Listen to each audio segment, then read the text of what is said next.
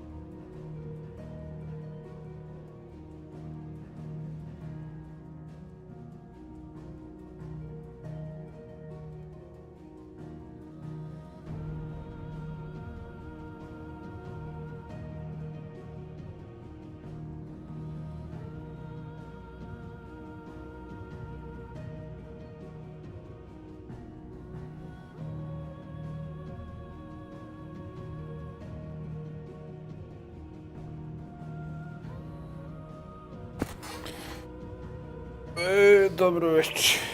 Dobro večer.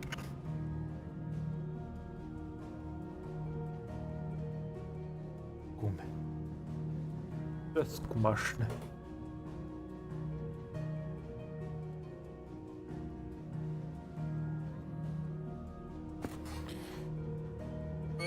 Dobro večer. Evo. Dobro večer.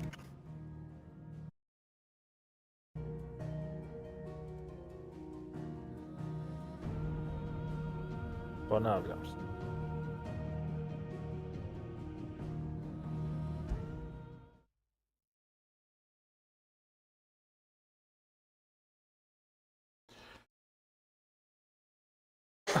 Avatar zaspu. Avatar je zaspu. Pravo ga blodiš.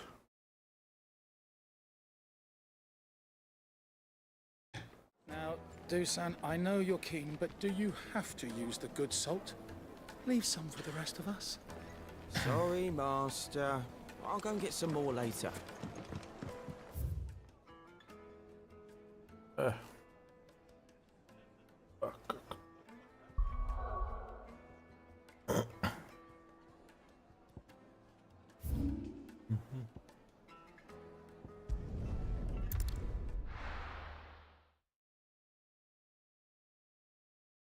Znaš šta ima kume, gdje si kume? Kuća. Good day to you. See.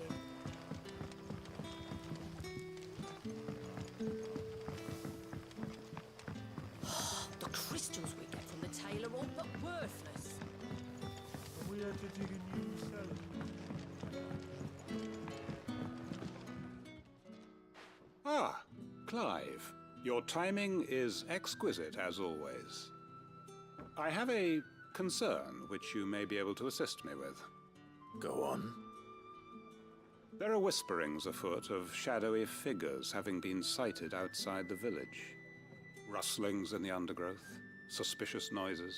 My people fear that they are being watched. It may be no more than a surfeit of nerves, understandable in the current climate, or it may be the prelude to something altogether more dangerous. Given what I hope you're Gdzie nam je calling blodiša? your nose for trouble, I wondered if you might investigate.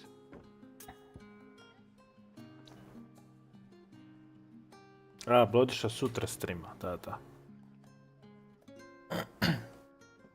Večeras je Bloody. Bloody Fox. Of course. Excellent. You might begin by speaking with the good citizens of Lostwing. Listen to their tales, and make what you will of them. All right. I will.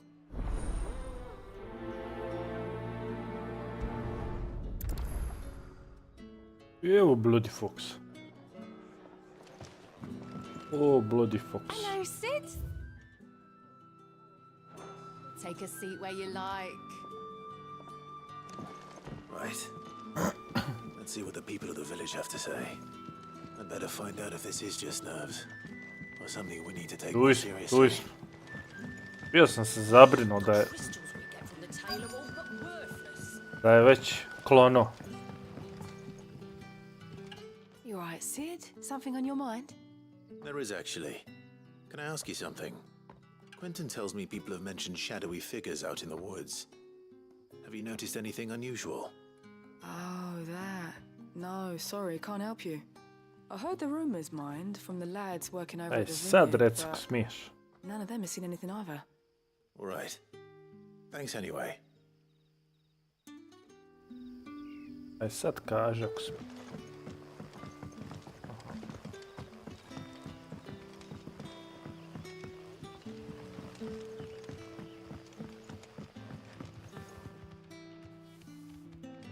Tako da ovoga. You haven't much, but you're free to look.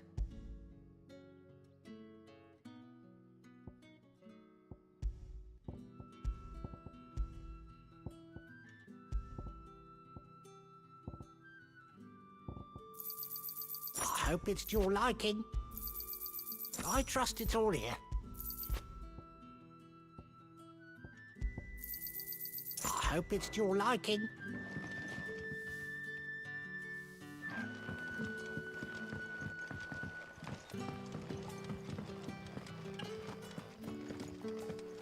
Razmišljam da skipujem ove neke side questove, malo su dosadne.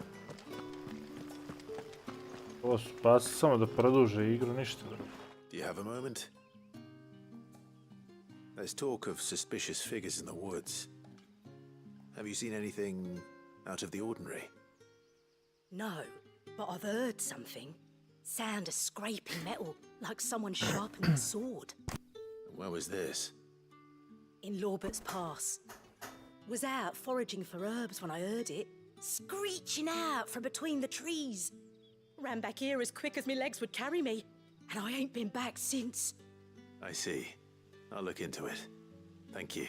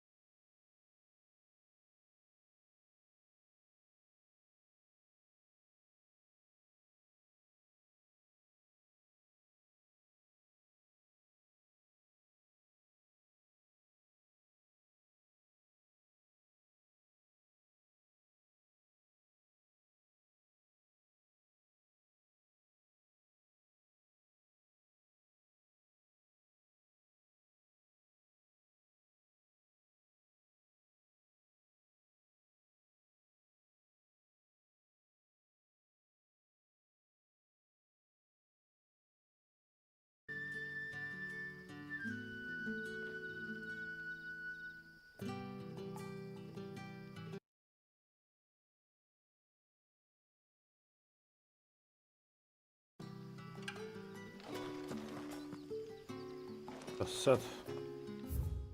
Aha. Sad ovdje. Seems Lorbert's Pass is our best bet then. What do you say, Torgal? Shall we go and investigate?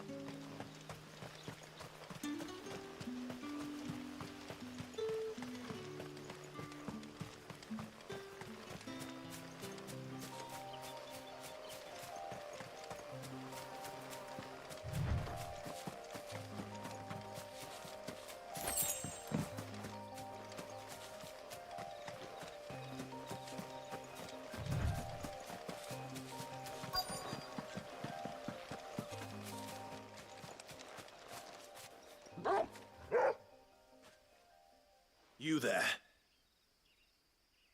Fuck! He's seen us. Get them before they escape. Black Shields. Here. What the hell are you doing here? What is it to you? Not that we give a damn. All that matters to us is that you don't leave here alive.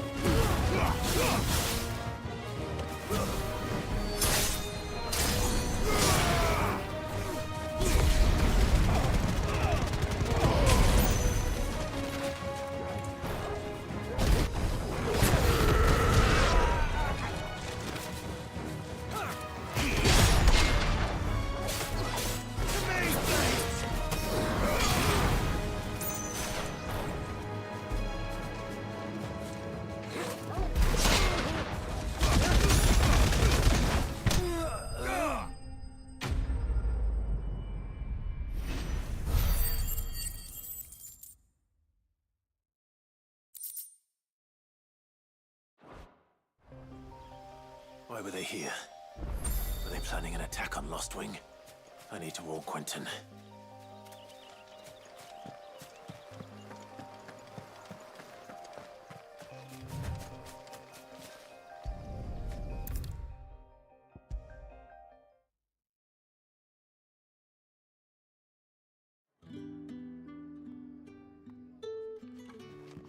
Clive, how goes the hunt for our sinister figures? I found some black shields hiding near Lorbert's Pass. They're gone now. Black Shields. The Empress's former bloodhounds. Evo i Though Bloodshot, they stigo serve je. another master now. One who means to root out and destroy both me and those I care for. And it would appear the pack has finally caught the scent of its prey. Damn it all. I had hoped I would have more time than this. More time to prepare. But if we are cornered, we have no choice but to bite back. And bite back we shall. I'm sorry. You're going to need to explain. Who did the Black Shield serve now? And why would that person want you dead? Because I want him dead. Who? The former Lord Chief Justice of Sanbreque. All that I have built here is for him. I don't understand. Why him? Why Lostwing? I suppose it is better that you Evo know the ekipi, truth. tu je ekipa.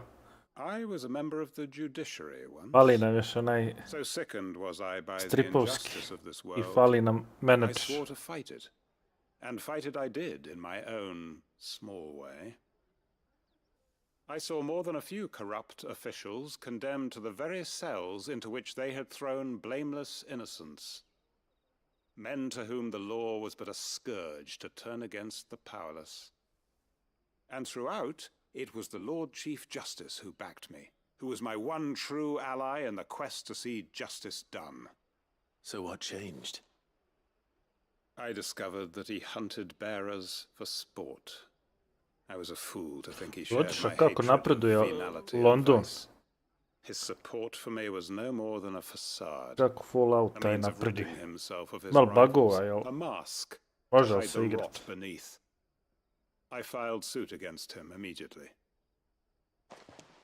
His response, however, was rather more visceral. He had my entire family slaughtered, and he faced no punishment whatsoever. I lost everything. My loved ones, my livelihood, my position, the faith I had once held that any modicum of justice might be achieved through the courts. So I set about enacting my own. I tracked down every soul who served him and slit their throats myself. But the man himself proved an altogether more difficult target. With money and power come protection. And so I saw that I would need an army of my own. A znači može se igrat do I came kraja, here jel? to Lostwing and began recruiting like-minded individuals. And everyone here knows this is why you do what you do. Of course. They too have lost loved ones to the bearer hunts. Seen faultless friends sent to the gallows to spare the guilty. All under the watchful eye of the Lord Chief Justice. Our wounds are the same. And our cause is the same. We are comrades. And our revenge is already in motion. We know where he hides, how numerous and well-trained his guard. What we did not know until now, however, was that his plans may already be in motion too. Quentin. Our time is short. He may move against us at any moment, unless we move against him first. My friends and comrades, it begins. Make ready for war.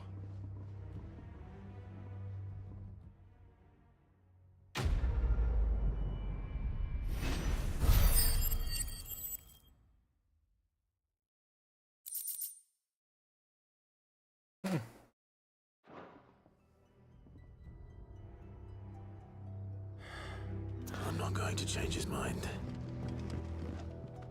A da mi reci, ili ti voliš samo te od ovih avantura, jel sam voliš te da su potezne ili mogu biti i akcione? Jel bleđeš?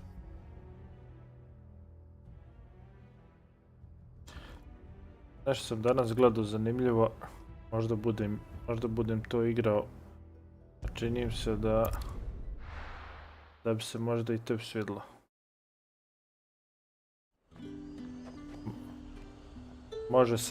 Može se reći da je neki blagi spoj Baldur's Gate-a i Souls-like igara. And what can I do for you? Malo je naziv komplikovan. Uskoro bi trebalo da izađu iz Early Accessa, pošto su postali full release. Sad ću ti naći puni naziv. Samo moment.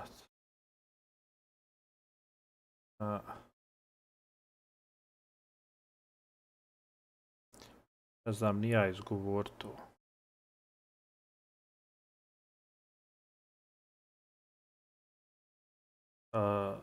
Alalot. Champions of the Four Kingdoms. Čekaj, napisat ću ti. Ne znam ni kako se izgovara.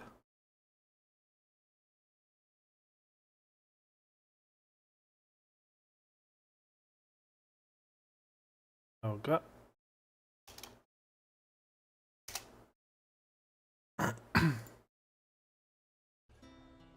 I'll be here if you need me.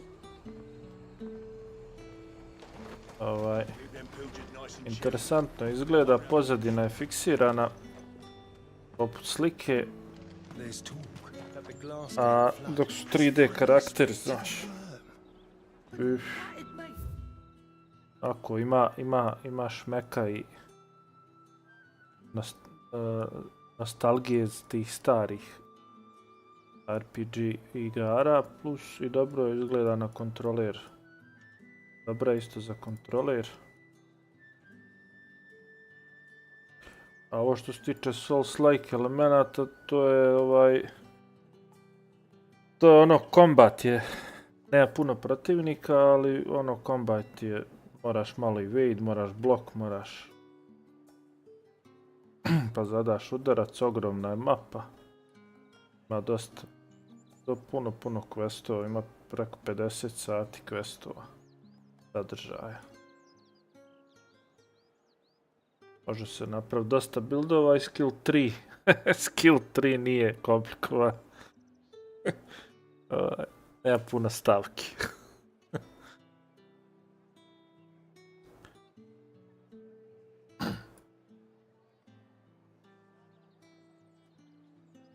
Half of Oriflamme's underneath.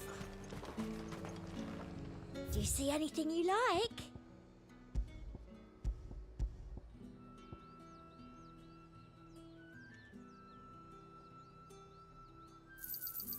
You've a keen eye.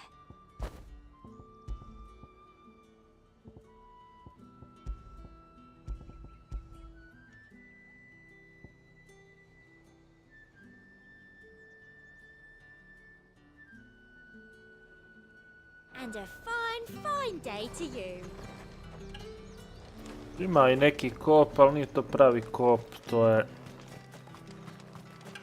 to je više ono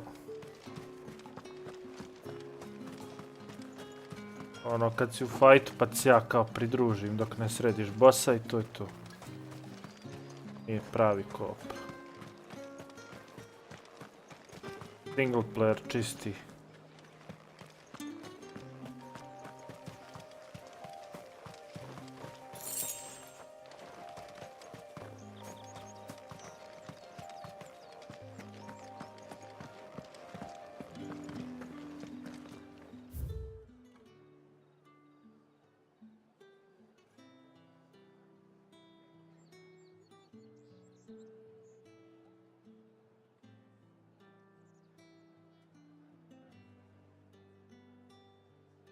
A meni se svidjela na prvi pogled, da ti kažem, ali prvo dok završim ovo nešto što sam započeo, pa ću onda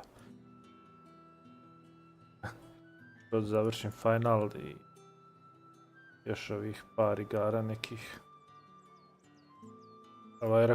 Rekao tebi da preporučim da vidiš. Ne znam, voliš li ti takve igre?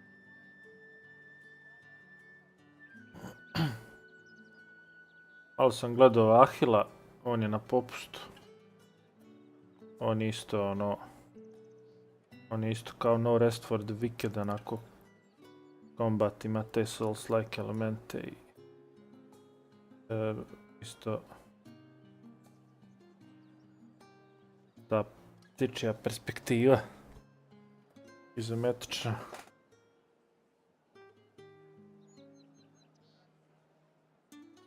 Ali dolazi mi sada dosta ovih igara. Dolazi sad Path of Exiles 2, hoću to da probam pa da vidim jel... Hoću to da igram malo da vidim jel to za mene, hoće li biti to za mene. Nadam se da će, ali s obzirom da je besplatan, ništa me ne košta.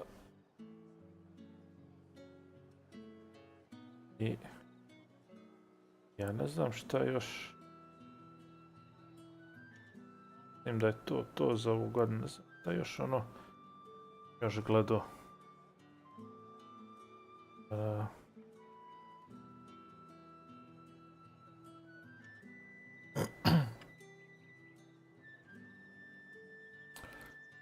Sam još gledao nešto u decembru, izlazi još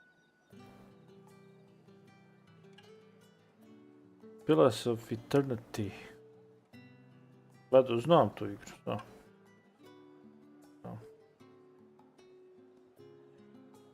Ali ako bi igrao nešto tako, od tih jednostavnijih na taj fazon, igrao bi onaj Divinity.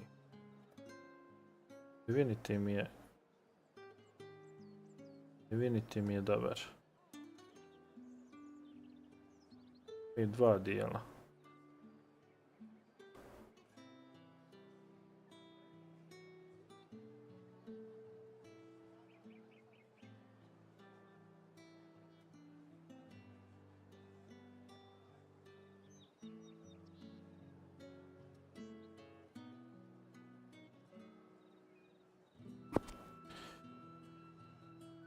Sad ovdje negdje imamo ove neke bounty.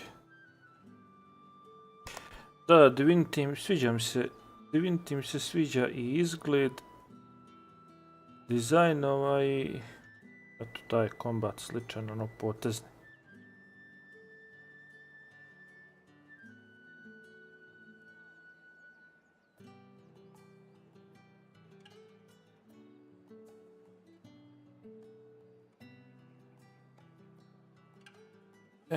Sada da vidim. Negdje imam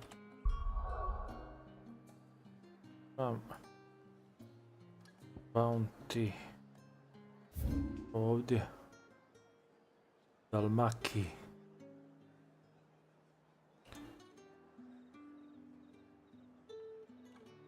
A ovdje nisam otvorio sve regije, čovječ.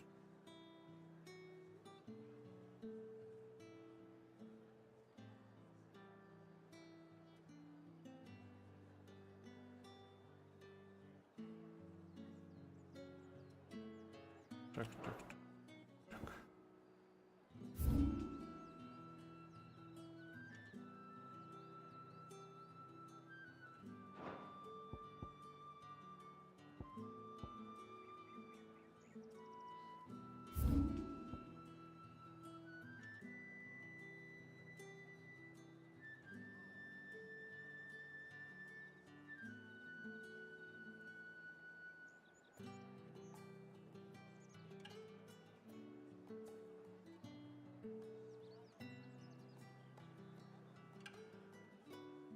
Joe.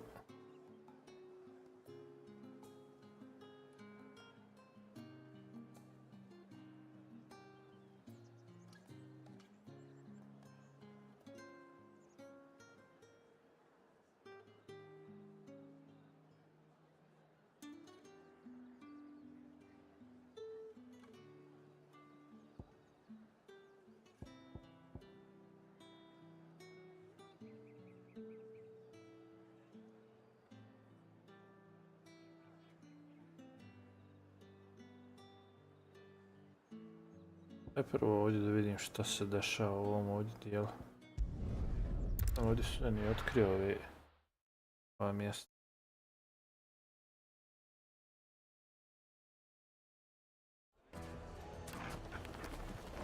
Ali brzo su oni taj Divinity napravili.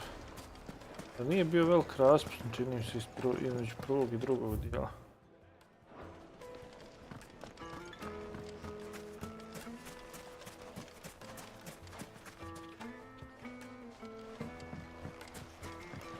Evo nas sale stripovi. Evo nas.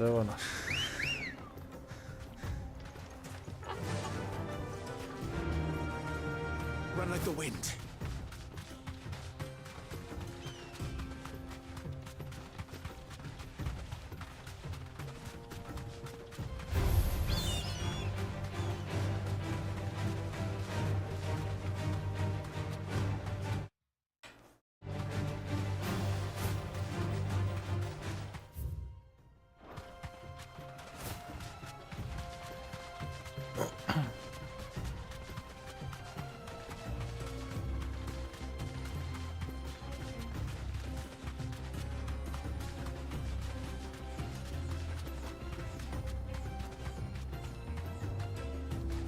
Ovamo ona regija gdje su se borili, onaj piva i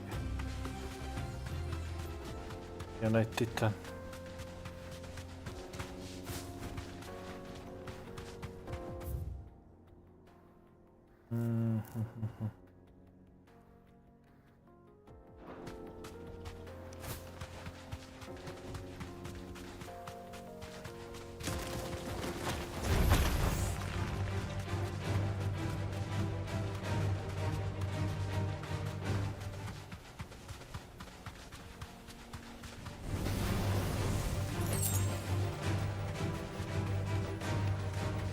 Da, ovo je ta regija.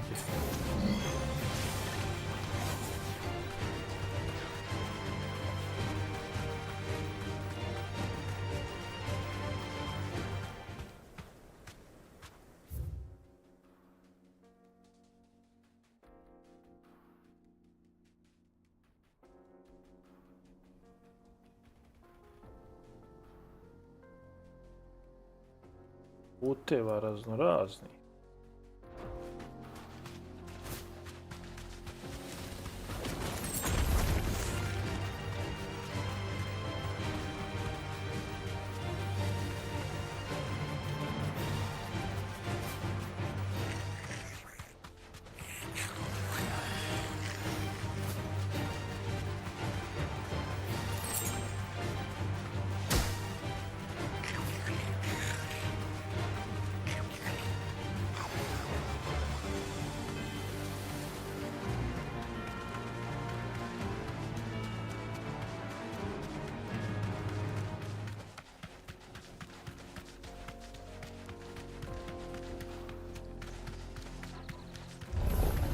This won't be easy.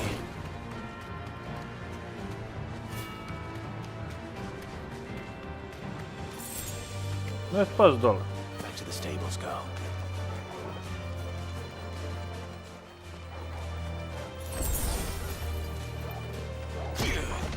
This must have been a fishing village before everyone left.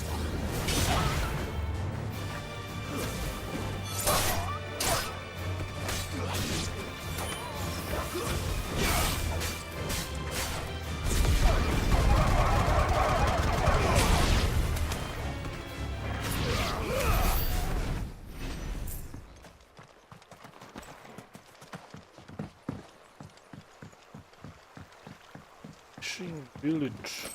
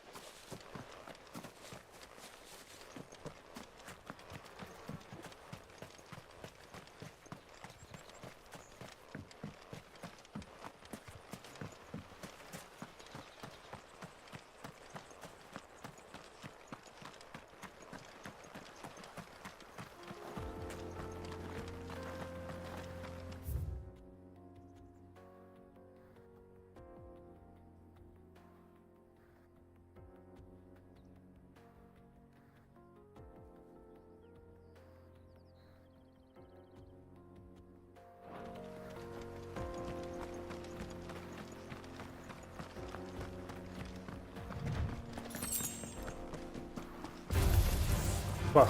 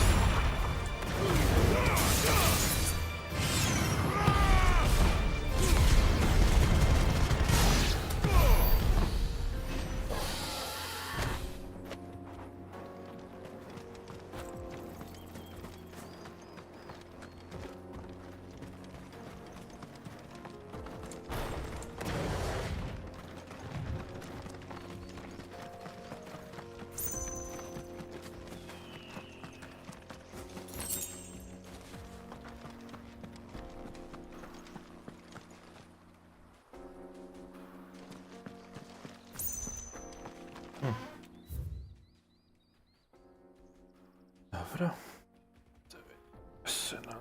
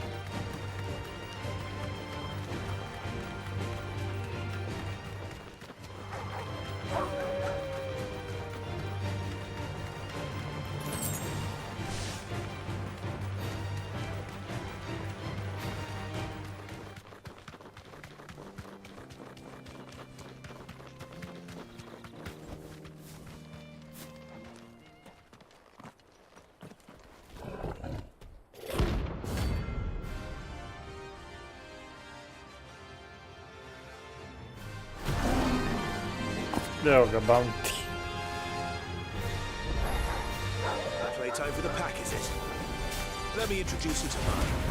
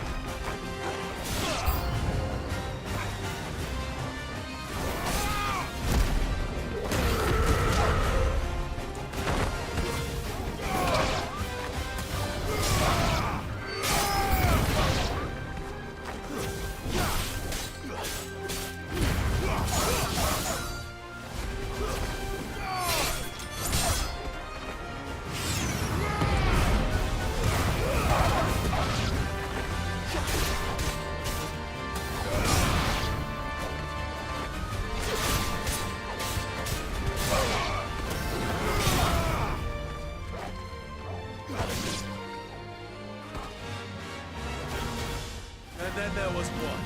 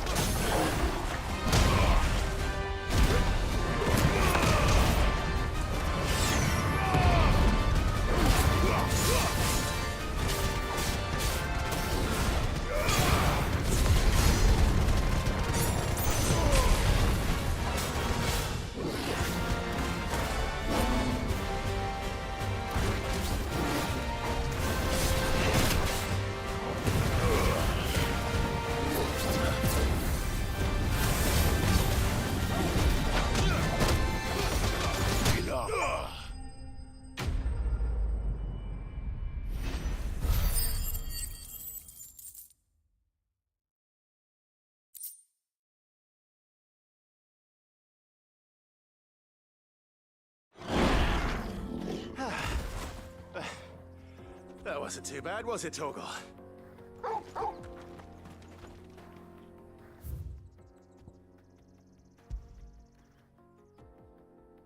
I taj bounty gotov.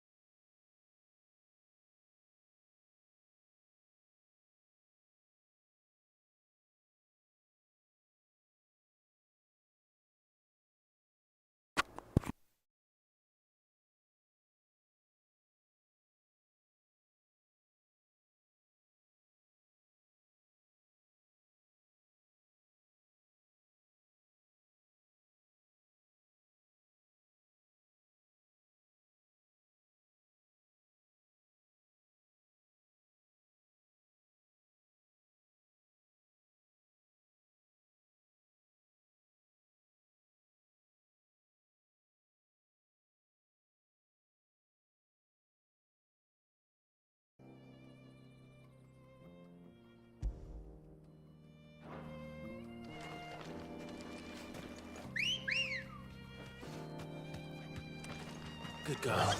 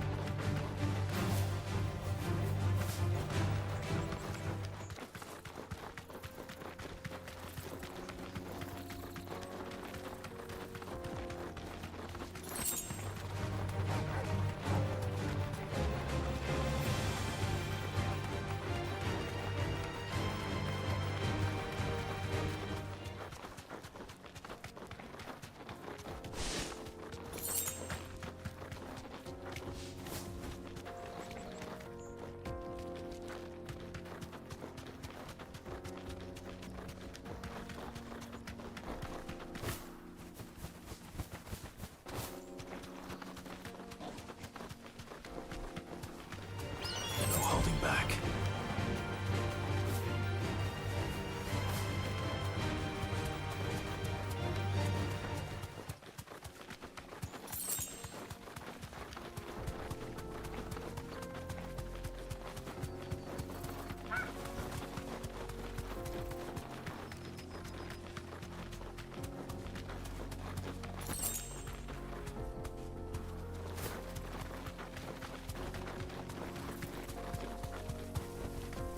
You deserve a rest.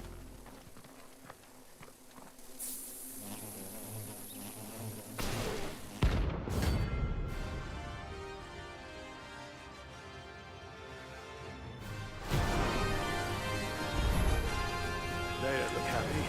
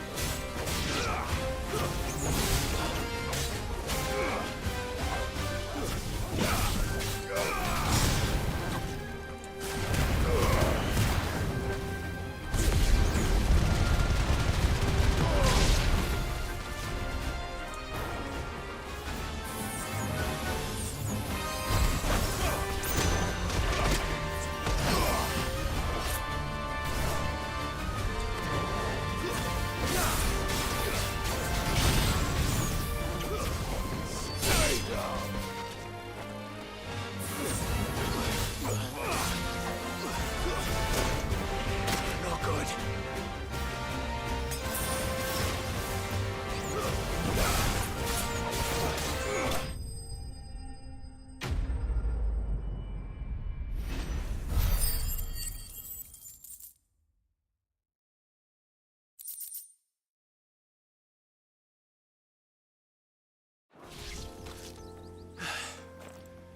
Peace at last.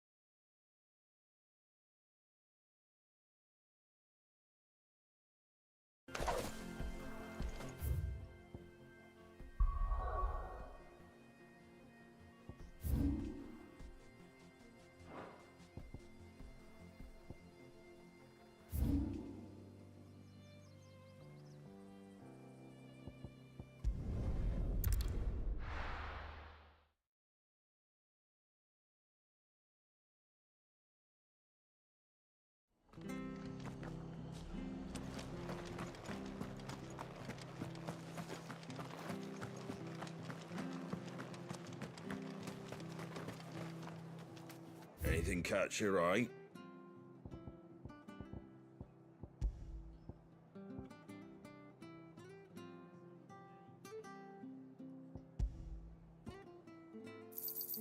There you go.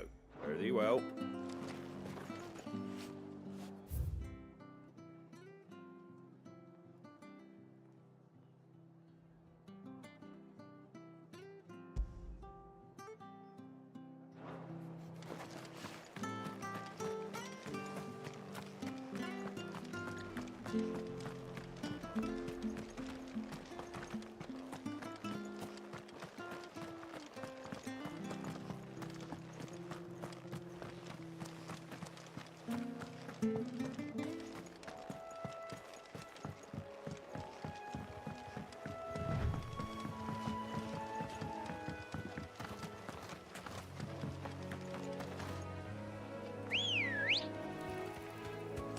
Come on.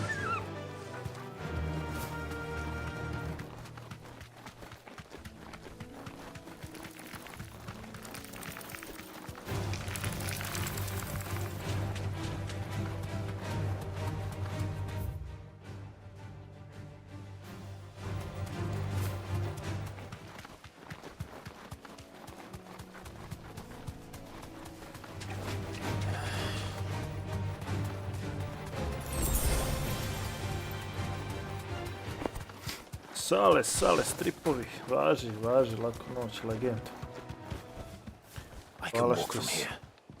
Hvala što si bio.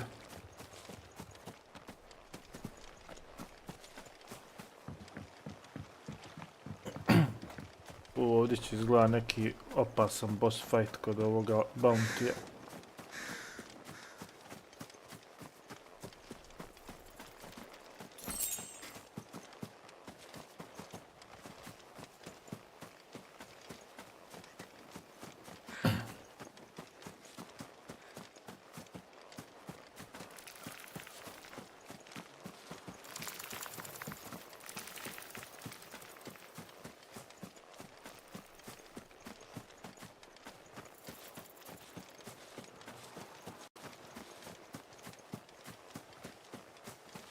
Da.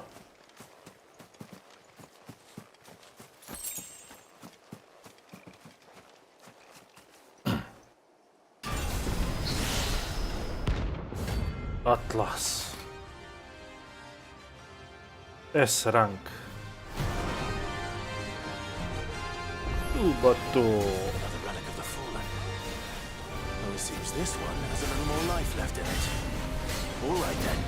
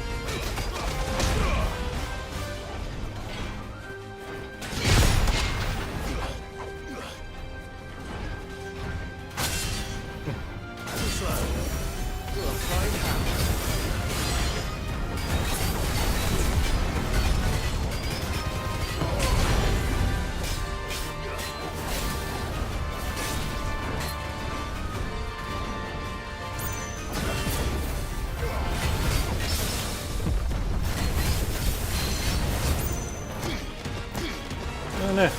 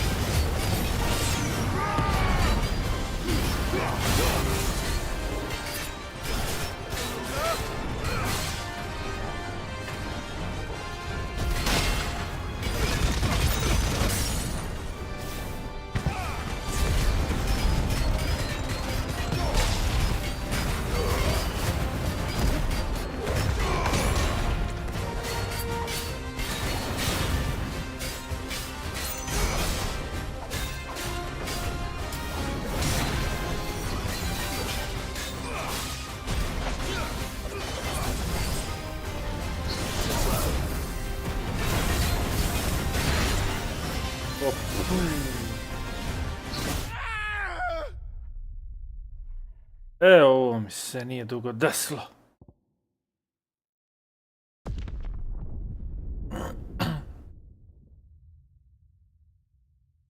Ovo mi se zbilja dugo nije desilo.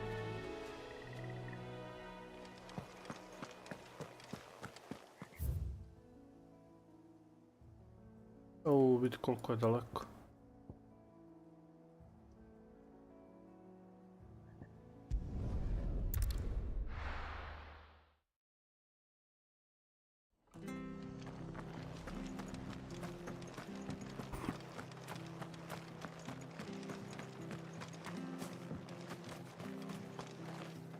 What are you after?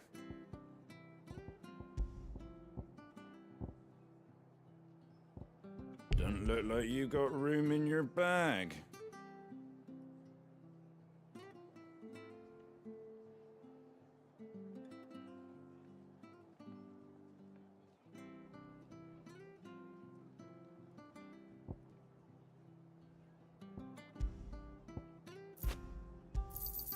Thanks very much.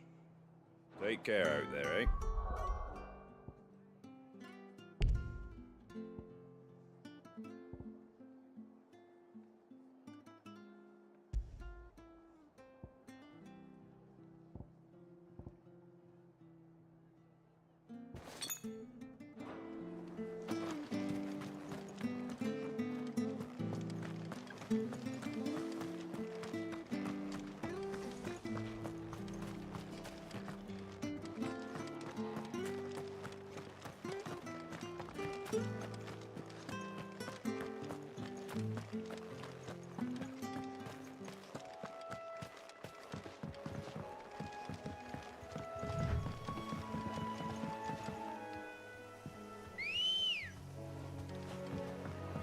Good girl.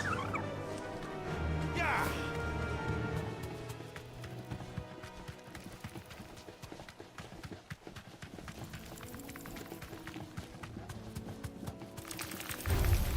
All right.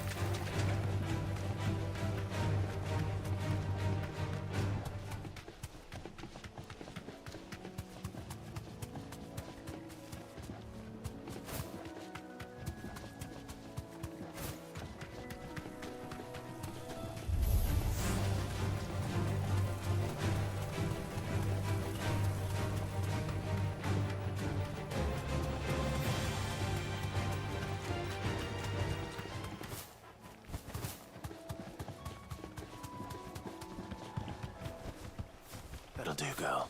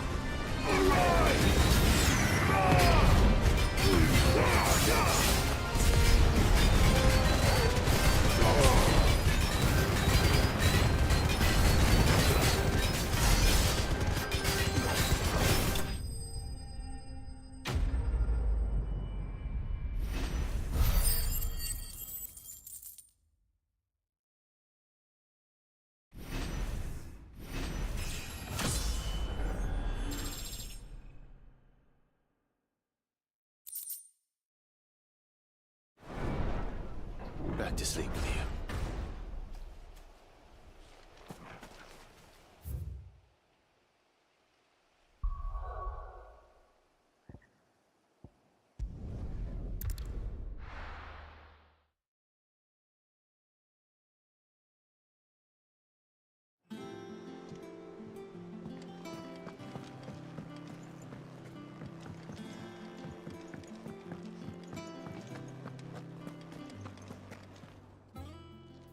Well, don't just stand there gawping. Going purse weighing you down. You're rubbing me blind, you know. You'll not find a better price than that. You're rubbing me blind, you know.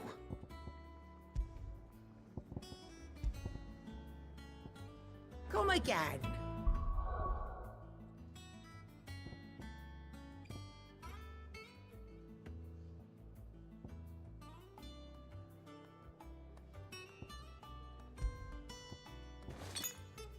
Or don't. I'm not much bothered either way.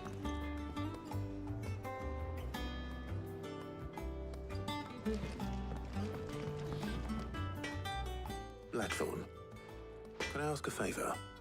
Hell with it. It's for Mid. This my last chance to say I'm otherwise engaged. Spare myself the arseache. Go on then. What is it this time? She said you would know. Here.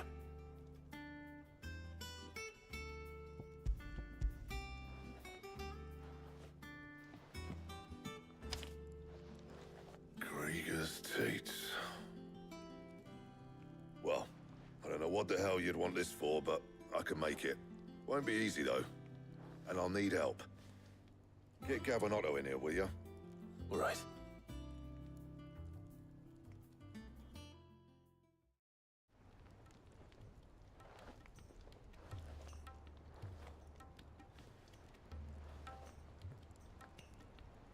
So Mid's roped us all in here again, has she?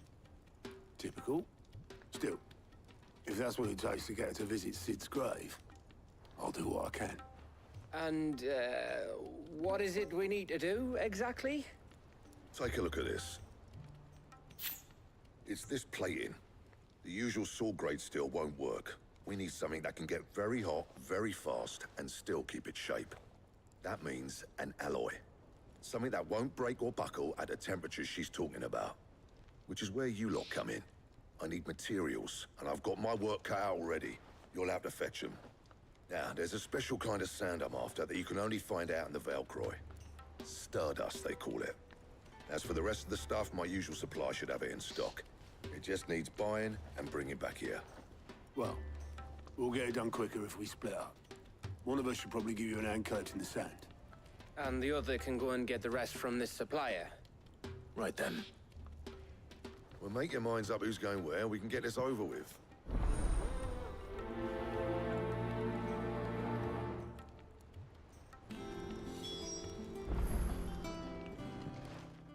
You going after the Stardust then, are you? Which one of these two lucky souls is going with you?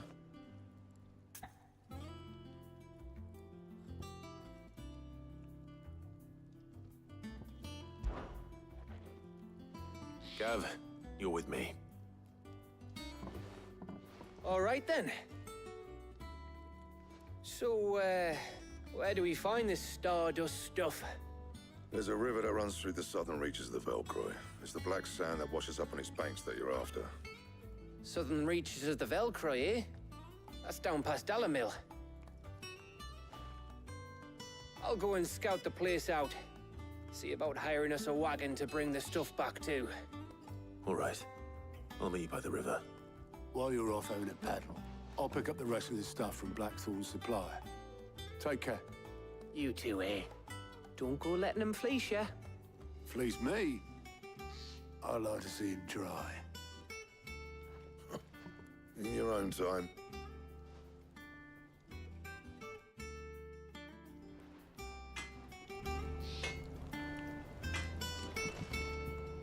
Back, are ya? So, what'll it be?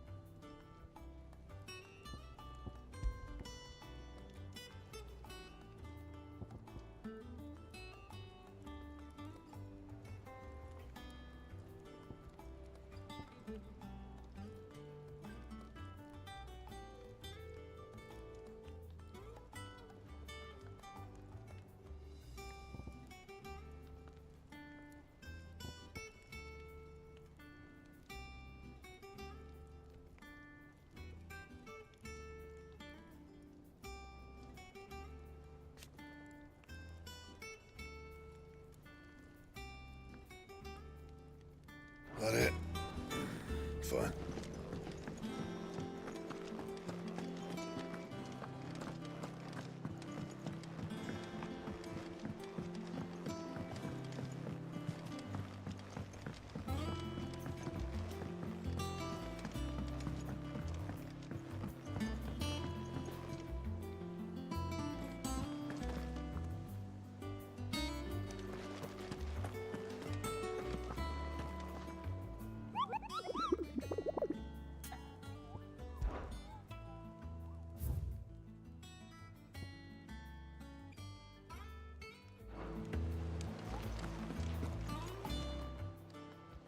How may I help you today, Clive? Is everything we've received and everything promised?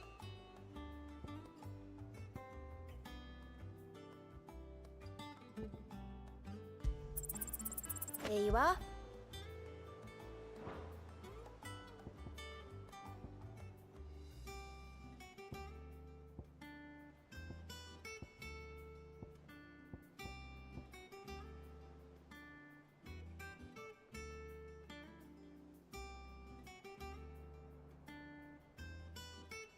Best of luck out there, Sid.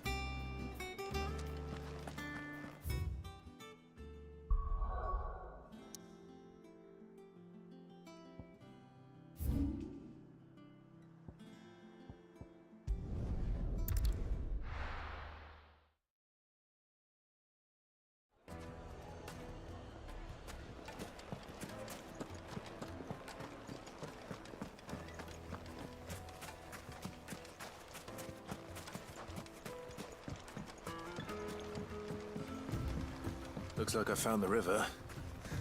Where's Gav?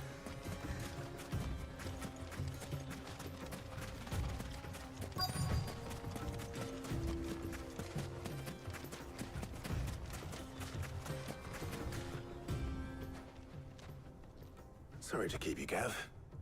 Better late than never. I've had a quick scout about, and I reckon round here's our best bet if we want to grab as much of this Stardust stuff as we can. Don't know what Blackthorn's planning to do with it, though. I asked over in Dalamil, and they seem to think it was worthless. But if Stardust is what Blackthorn wants, Stardust is what he'll get. There's plenty of this stuff lying about, just begging to be bagged. Then let's get bagging, shall we? We shall. Race ya.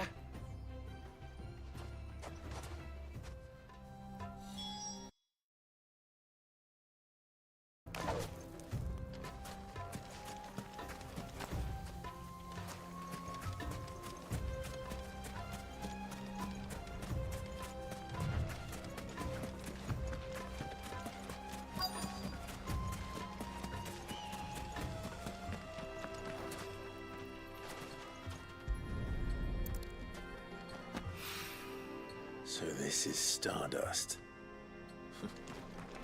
It just looks like black sand to me.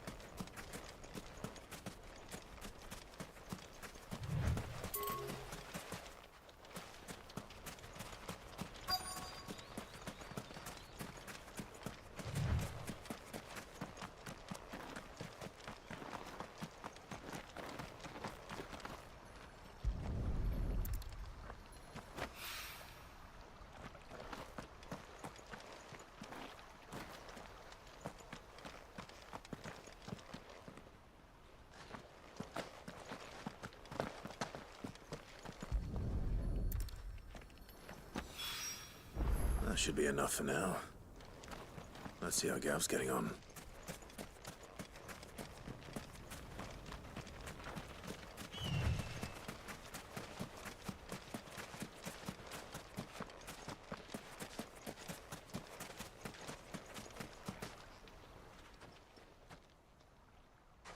You finished? How much did you get? Enough. I hope.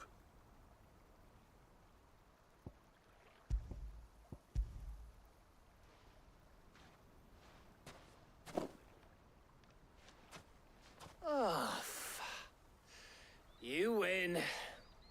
That might even be enough for old Blackthorn. Hey, before we go, do you mind if we have a chat?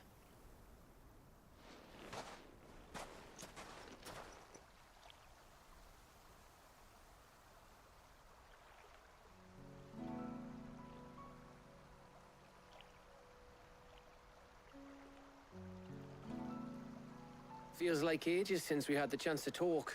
You know, man to man like. It does, doesn't it? Back when you first took Sid's name, we were talking all the time. Working out what to do in that. There was a lot to work out. And there still is. Those shoulders of yours starting to feel the strain. Hardly ever see you around the hideaway nowadays.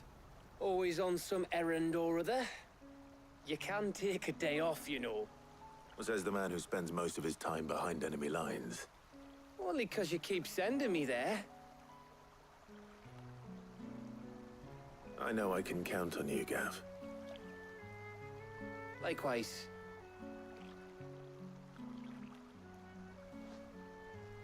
So you keep sending me wherever you need to, and I'll keep going. Safe in the knowledge that I have a home to come back to. Thanks to you.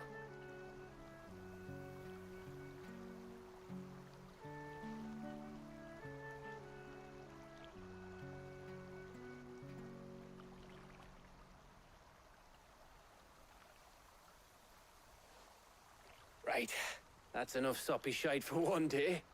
We'd better get this lot back to Blackthorn before he slings his hammer at someone. You go on ahead. And try to get some rest once you're there. Oh, I plan to. Believe you me. After Blackthorn gets what he needs, of course.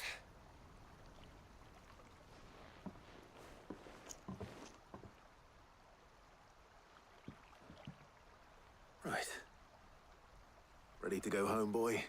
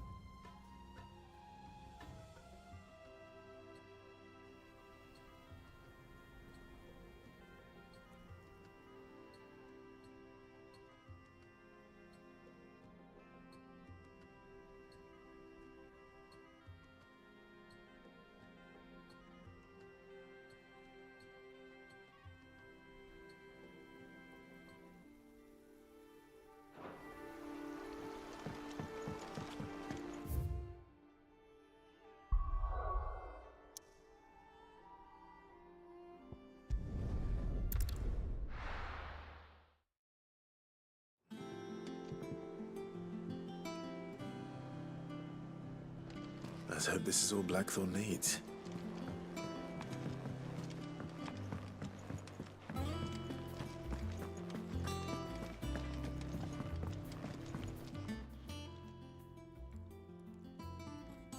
Blackthorn, got everything you need? Yeah. Yeah, I do.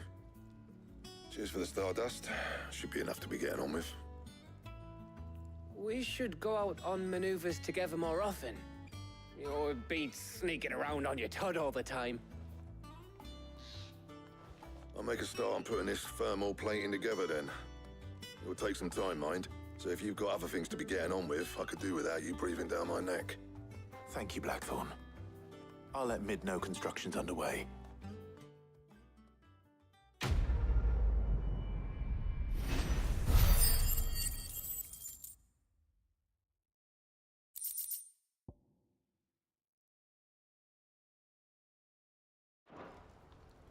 Suppose we'd better be getting back to work too. Give us a shout if you need anything.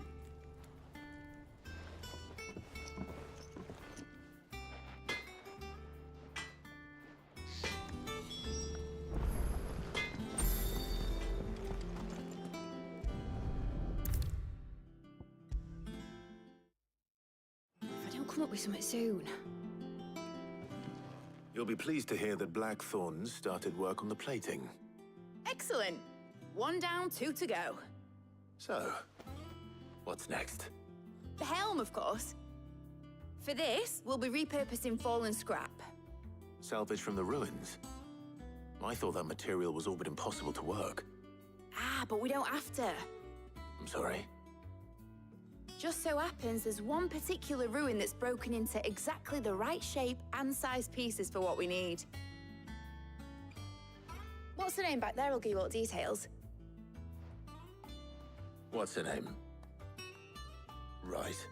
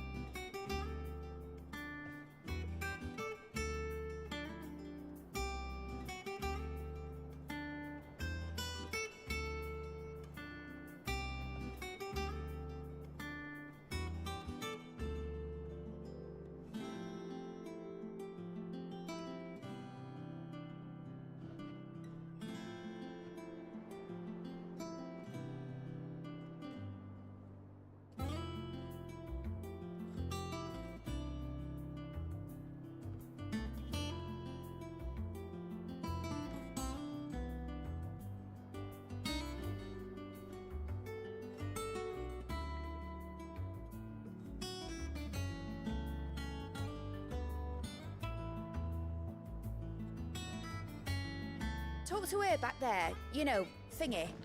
She'll tell you exactly which bits of which ruin we need. Oh, Sid, is this about the helm? Yes. Mid said I should speak with you. I'll show you the plans then. Here you see the mithril engine, in which mithril is burned to generate heat. That heat is then harnessed to produce motive force. Excess heat is dealt with by means of the thermal displacement stack, which disperses it into the surrounding air.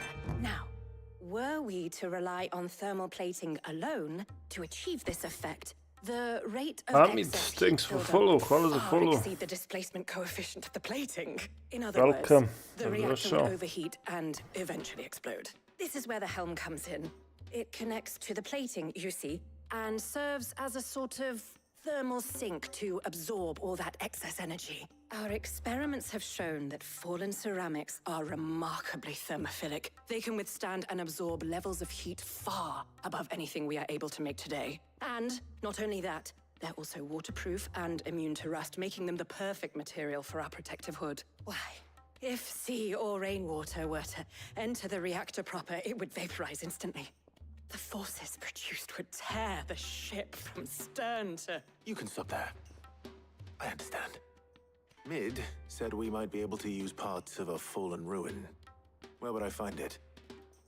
Ah, yes. It's in Lorbert's Pass, near Lostwing. The thing is, well, I probably should have arranged to have the pieces we need brought here sooner. You see, a certain unwanted visitor has taken up residence there. It's no longer a matter of just walking in and taking them. It's, going to be considerably more dangerous than that. I see. Then I suppose I'd better deal with this unwanted visitor for you. Would that help? Oh, very much. Thank you, Sid. I'll gather my team and head there right away. We'll meet you outside the ruins.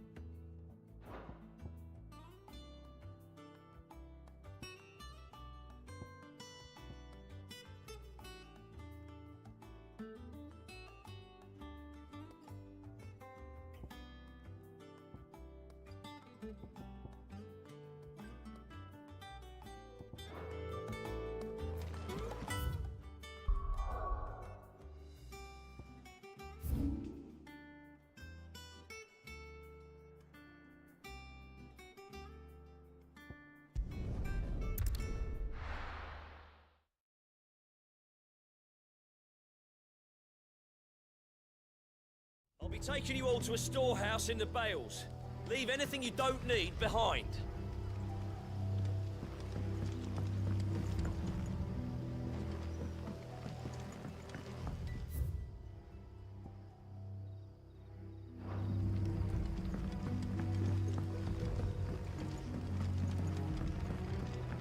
You know what you have to do.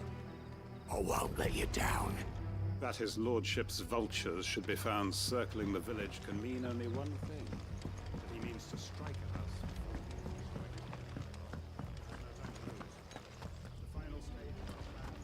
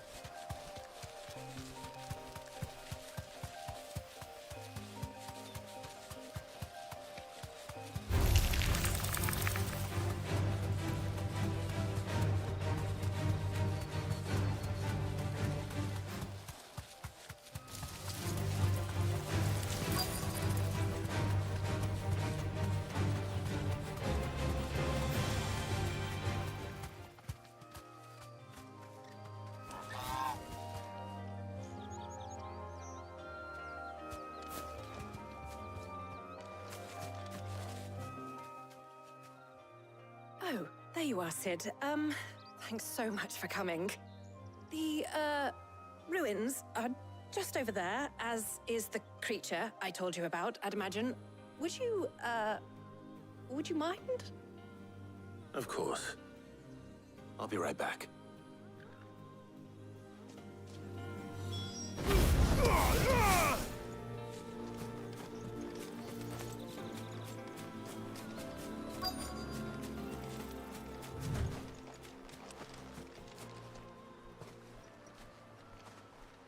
Anybody home?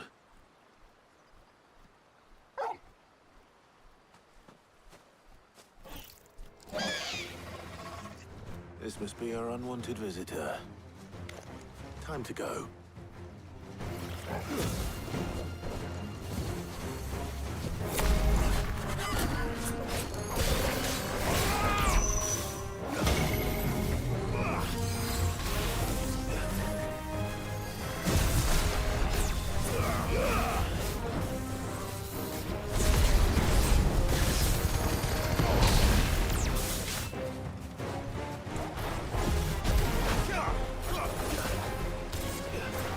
Too slow.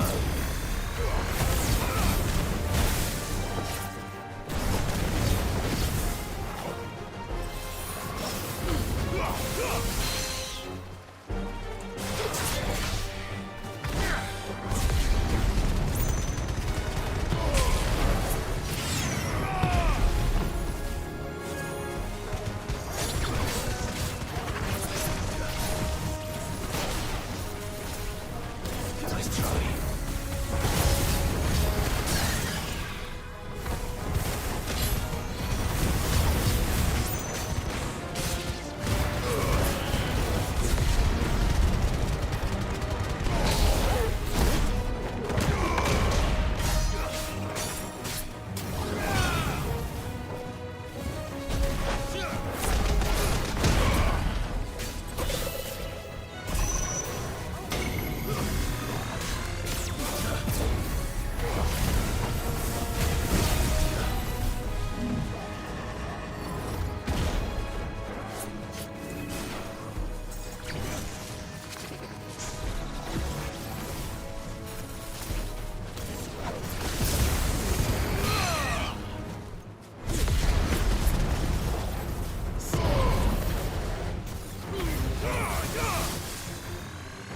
Too slow.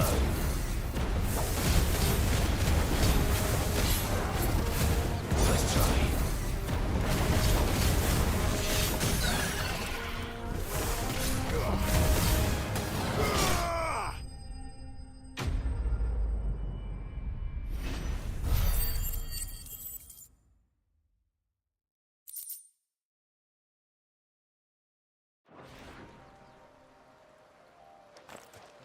The things I do for you, Mid.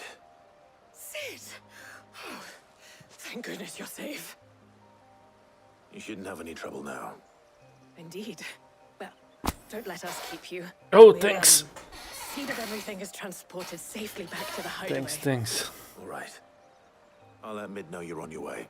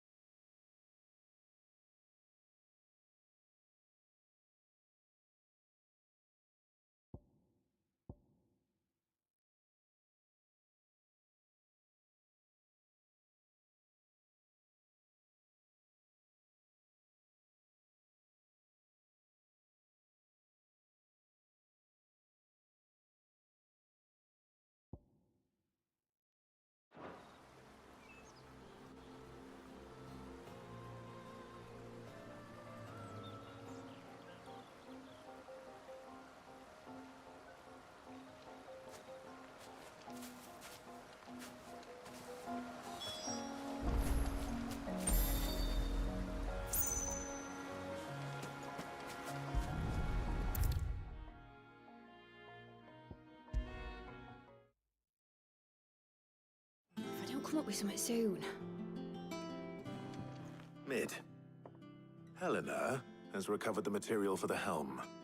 She'll be along shortly. Excellent. Another job well done. And just one remaining. Right. Right, the shielding. This one's a bit of a bugger. How so? The plating's enough to stop the engines going pop, but those things will still be spitting out enough fire to set the rest of the ship ablaze. Which is why you need proper shielding. A prison for the dragon's breath that's blazing away inside. I thought a triple thick layer of tempered steel might do it. Or more of the stuff that the Fallen use, but they'd both be too heavy.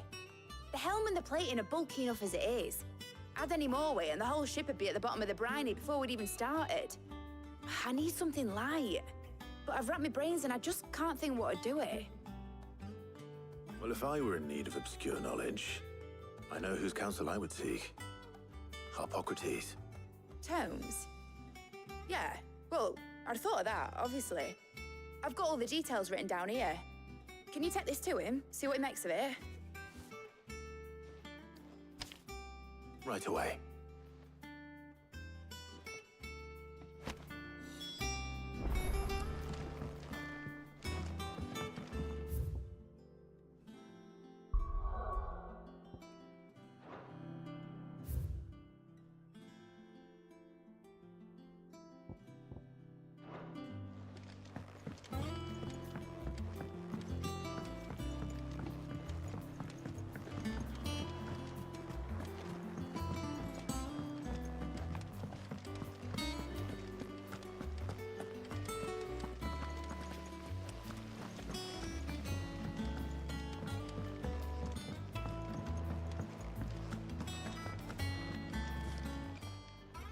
Welcome to the Patron's Whisper. Your benefactors are a generous lot. Here you are. All done? We're seeing troops amassing.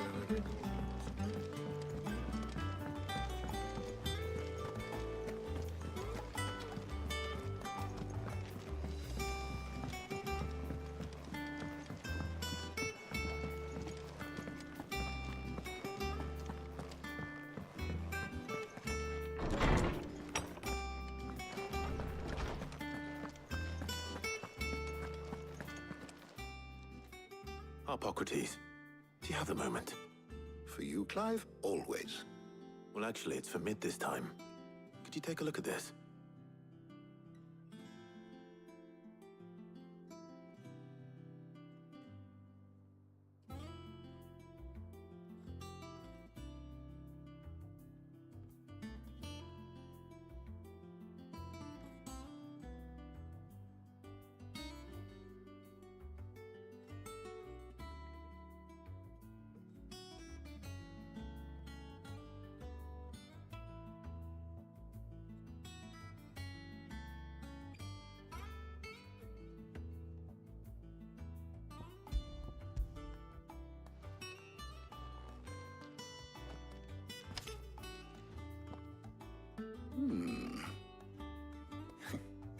Shielding for a mithril engine?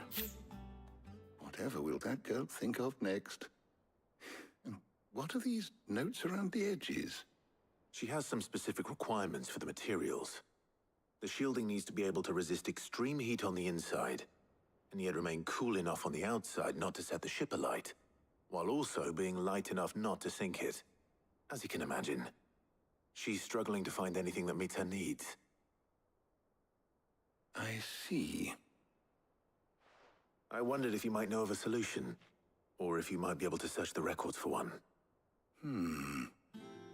Perhaps it is not a different material she requires, but a different approach. What do you mean? Consider the lake we have made our home. Its blighted waters eat away far more quickly than fresh water or even brine, at timber and steel alike. And yet, we have made a home here from those very materials nonetheless. We have. But Bardolph must varnish every board twice over to keep it from rotting. And Obelus complains that without a constant supply of pitch. I see. Early Gregorian histories speak of a preparation known as moon dew. It is said to be able to resist even the most ferocious flames. Before the dragoons tamed the worms and wyverns of the realm, nobles would daub their castle walls with it in order to guard against dragonfire. So if we could recreate it... It might be applied to some material or other in order to provide the protection Mid requires. As to how best to apply it and to what material, perhaps Bardolph and Obolus might be of assistance. I shall speak to them and see what wisdom they might have to offer. If you would be so kind as to procure the necessary ingredients, I shall discuss the specifics of how it might be most effectively put to use with our two friends. The knowledge of the past may yet prove useful to we of the modern era. Thank you, Hippocrates. And since you're asking others to help you, perhaps I should too.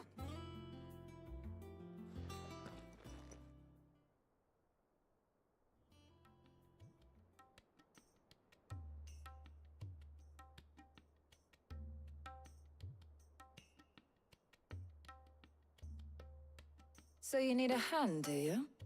We do. I'll be heading to market for the ingredients we need. I could do with some help. And some company, too. The other can assist me in researching how best to prepare the shielding itself. Can we count on your aid? Always. Well, if Jill's game. Thank you. I am sure either of these fine young minds would prove indispensable in my research. I leave the decision as to who will go with whom in your capable hands, Clive.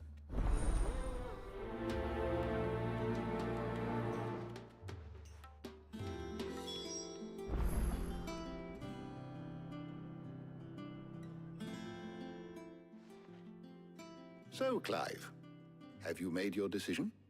Who will accompany you on your little excursion?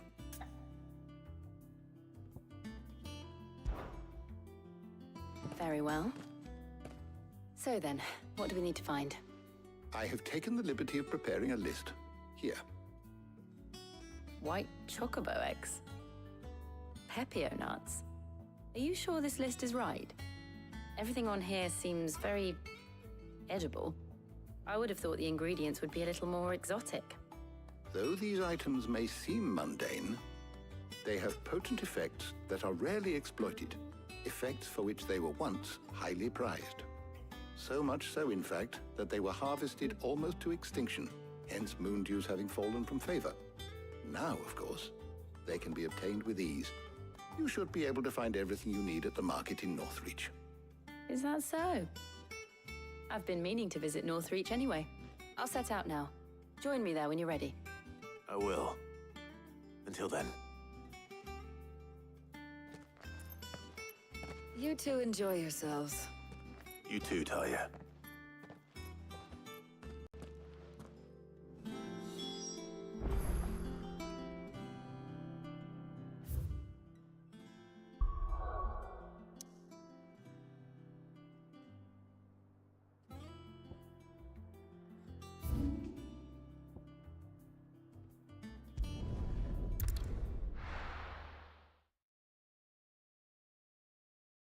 Now, where's Jill?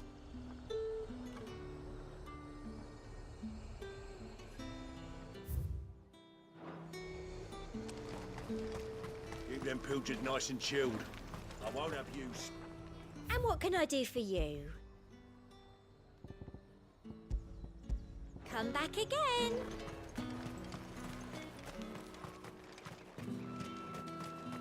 Are those Pepio nuts? How goes the hunt for ingredients? I've only just started. I'm sure everything we need is somewhere amongst all these stalls, though. Why don't we split up and see? We'll take a couple of ingredients each. All right. What am I looking for? How about you look for the Pepio nuts and some garlic? I'll find the other things we need. We can meet by the gate when we're finished.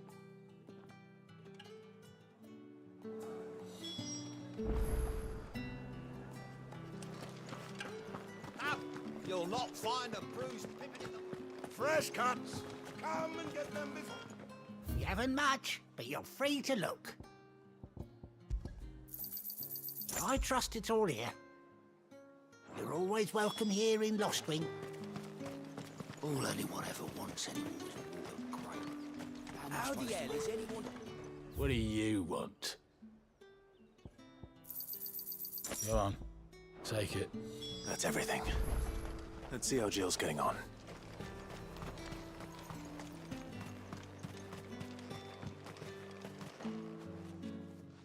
Did you find everything? I did. Here.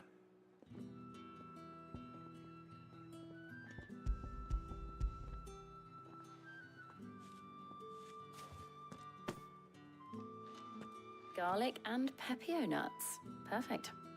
Now all that remains is for Harpocrates to somehow turn all this into what Mid needs to keep her engine cool.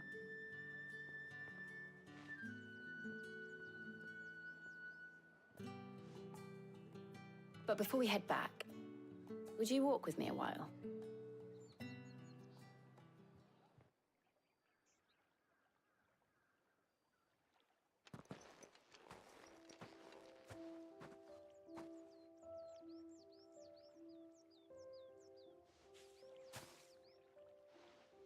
Thank you for asking me to help you today.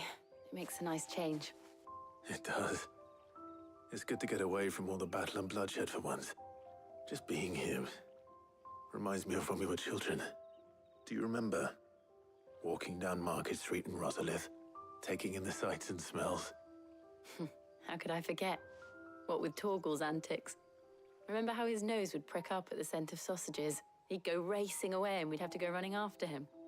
We wouldn't catch you now, would we, boy? Was there anything you wanted to buy for yourself while we're here? There was, yes. Well, sort of. Molly in the kitchens told me about a place that sells particularly good pies. Thought you might like to share one with me. I would. Thank you. And I saw some bread.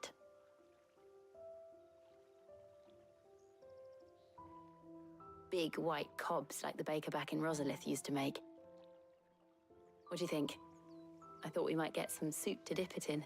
But then I tried a slice of the butcher's dry-cured ham and it was just... oh. You all right? Sorry.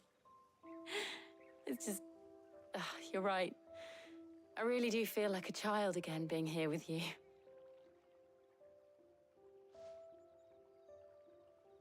Clive.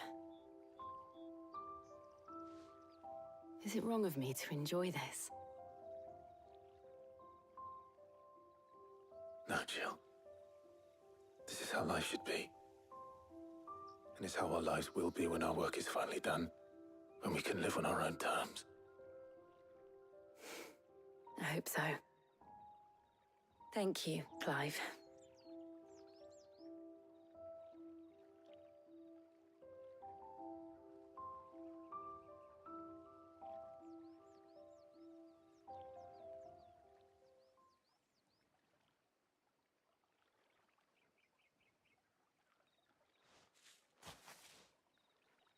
Well, I suppose we better be getting back. I need to give these ingredients to Harpocrates and Talia. I'll see you at the hideaway. Take care. I will. You too.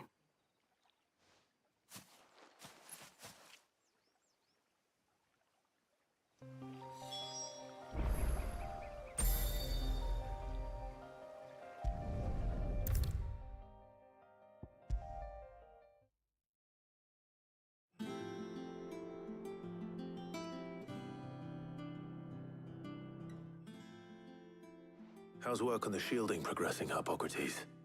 Well, very well indeed. And thanks in no small part to your kind assistance. I was just explaining to Tarja how we might best go about preparing the moon dew. And now that we have all the ingredients, we may begin. You can count on me. I've mixed more than a few mysterious concoctions in my time.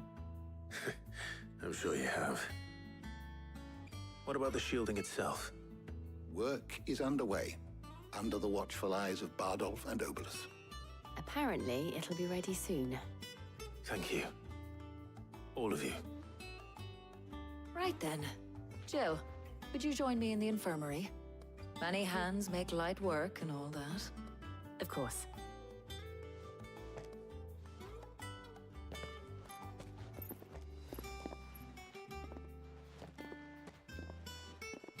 Oh, and Clive, thank you. It was nice just being with you.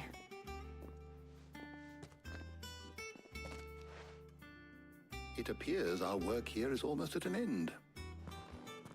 A shame. I was enjoying playing the man of action for once.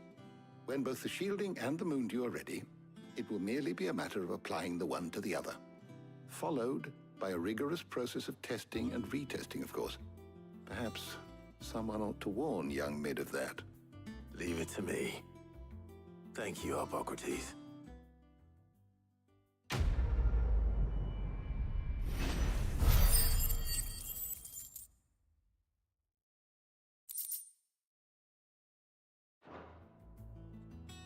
Well, I better go and give Mid the good news then.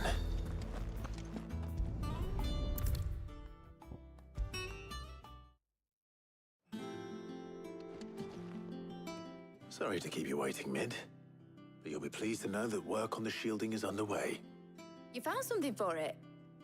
In a manner of speaking, Hippocrates knew of a substance that's highly resistant to heat, a coating that should provide the protection you need. He's supervising the construction and testing of the shielding as we speak. Brilliant! I knew you wouldn't let me down. Don't thank me. I'm just the errand boy. Right then, better start working out how to bolt all these bits together. To the Black Hammer!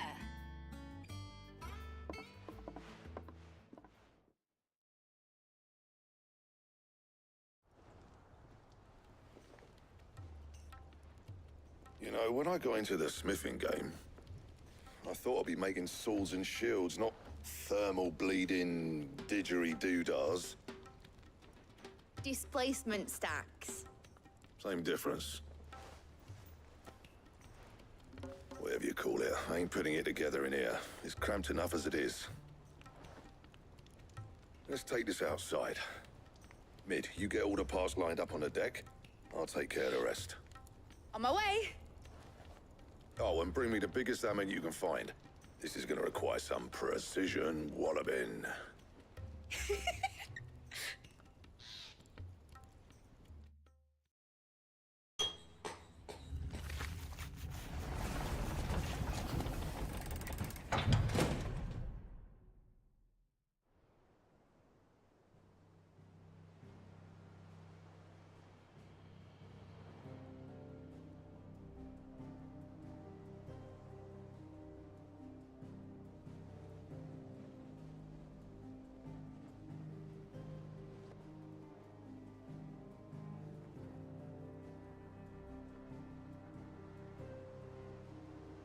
It's finished! It's finally finished!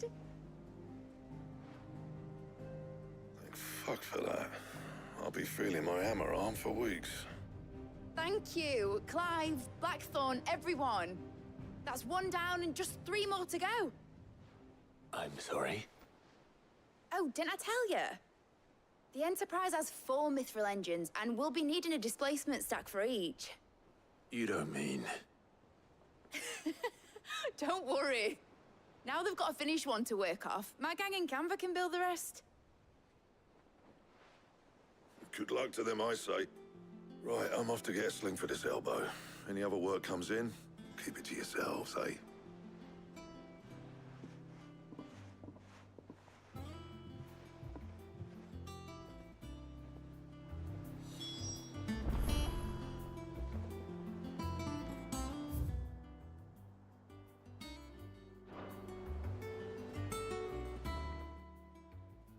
What's the matter? Nothing. Just daydreaming. Thinking about the Enterprise sailing off over the horizon to shores unknown. Searching for a land untouched by the Blight. Just like me and my dad planned. So if the worst came to the worst and every scrap of soil in the Twins turned black, we might still have a chance. That's what she was meant to be. You see, one last chance just in case we needed it. But now she's so close to being finished, I've realized I don't want her to be that. I don't want her to be just a lifeboat for us to cling to if things get desperate. I want I want people to sail a border by choice, not from the lack of it. In a world where we're not just trying to survive, but where we can actually live. I'm working on that. And I'll do everything I can to get you what you want. Don't you always? All right. My mind's made up. As soon as the Enterprise is fit to sail, I'm putting her under your command. Sod our plans, I'm trusting in yours. Are you sure about this? Something tells me it's what my dad would have wanted. He'd be proud of you. You were gonna visit his grave, weren't you? I was. And you can come too, now that your little project is finished. Right. There's just one thing I need to finish up first. Won't be a mo. All right. I'll let Otto know you're coming. Meet us in the mess when you're ready. Aye, aye, Captain.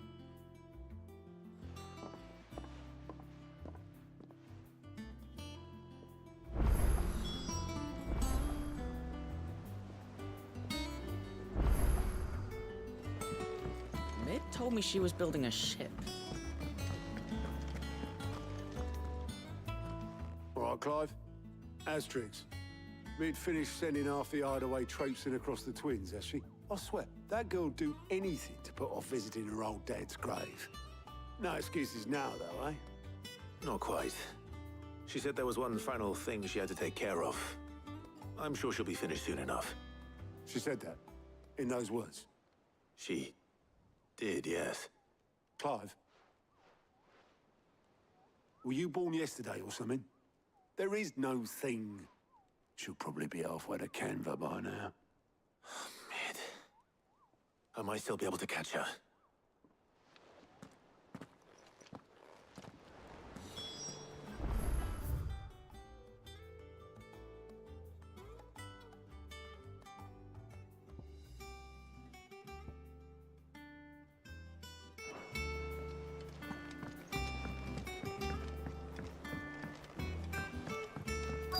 Is that the thing Tomes helped with? Obelus, have you seen Mid? Yep. In a boat, going that way. Then I'm too late. You in a hurry and all, are ya? Oh, I offered to take her across, but she wouldn't wait. Just paid for a dinghy and rowed off. Oars going like the clappers. Got some life in her, ain't she? But anyway, I was on my way up to see you, as it happens. Got a letter for you. Urgent, by the sound of it. One of your uncle's men said I was to hand it to you in person, post-bleeding haste. And you're here now. Thank you, Obelus. Don't mention it. What tidings, Uncle?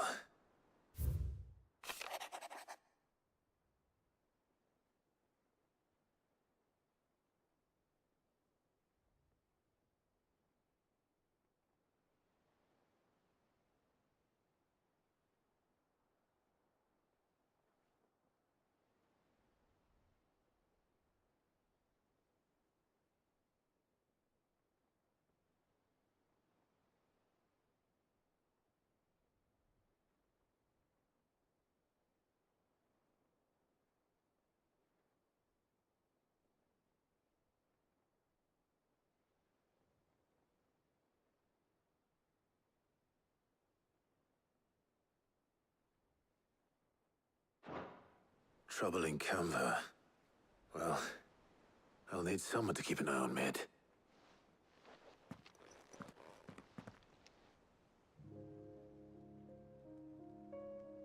So what? Mid got us to do all the dirty work and then just sailed off into the sunset? It, seems that way. Well, nothing we can do about it now. But next time you plan on visiting Sid, you might want to tie her to something before you suggest it. Ah, don't be so hard on her. Gotta admit, the dirty work was kind of fun. Everyone pitching in, all that bollocks. Just like when we built this place. You're right. Anyway, we all set to head to the old hideaway? I could do with getting to Canva pretty sharpish. Wouldn't do to keep Lord Rosfield of the Seven High Houses waiting now, would it? Not after he asked for me personally. Gav will be leaving with me. Will you mind the place while we're gone? You can count on me. Just be sure to give Sid and the others my regards. All right. Oh, by the way, Jill will be joining us too. She's got some things to take care of, but she'll meet us there. I hope she's telling the truth at least.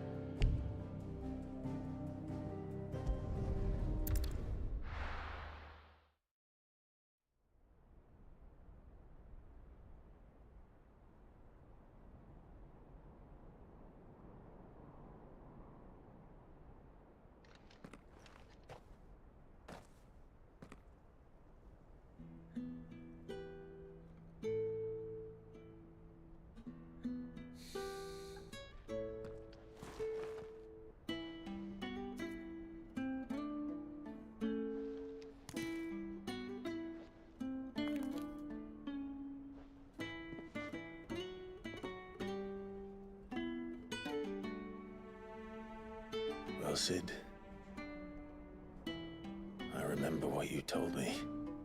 That if no one is listening to what you have to say, you may as well not say it.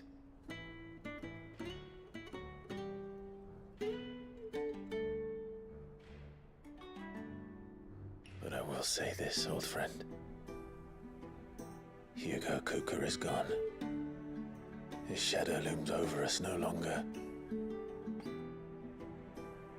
It's a pity the Phoenix can't be in two places at once. If he'd have been with us, maybe he could have done something for the lost. Not even the Phoenix can bring people back from the dead. Life has a beginning and an end. So we must live while we have the chance. And not as slaves to the crystals, but as free men. May we join you?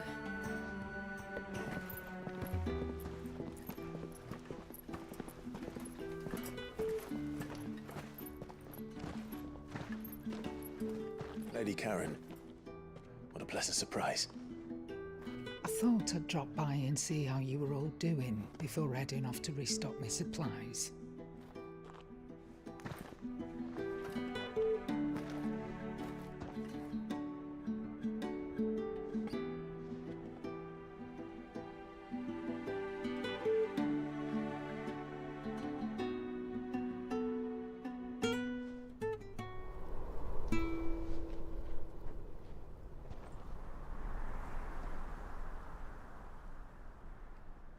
It wasn't the most scenic view back then, but it were never as bad as this. I know. The Blight marches on. And soon, there will be no escaping sights like these.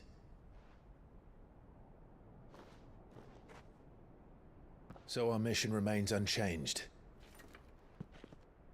We cannot stop until every Mother Crystal is gone, and their thirst for ether with them. The only one that remains in Storm is Drake's Tail in the Crystalline Dominion. Our next target. We're going to Twinside. It's the capital of the Empire these days. I wouldn't like to think how tightly guarded they've got the place. Not that that'll stop you, but we do well to scout it out before you go charging in. We would indeed. If you're off to the Dominion, you can take this great lump with you. Goods. Oh, I am sorry. Have you forgotten you're the most wanted man in the Twins? I thought you might like to disguise yourselves as the attendants of a travelling trader, assuming you've no better ideas. You wanted to buy yourself some tools, didn't you? Well, now's your chance. You're letting me go with them? Oh, thanks, Nan. Stop that! You'll break me bones, you great galoot.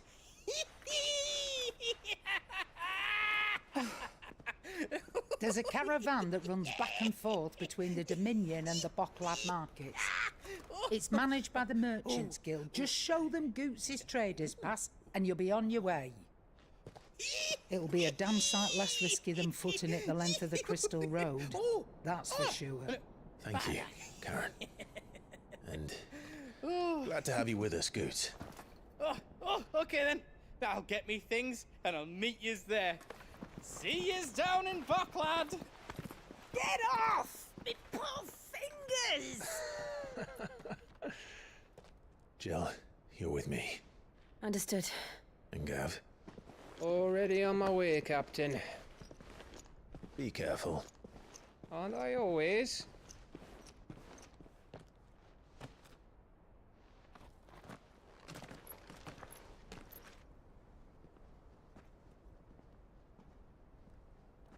Do you see that, Sid? Your protege's making a proper little outlaw of himself.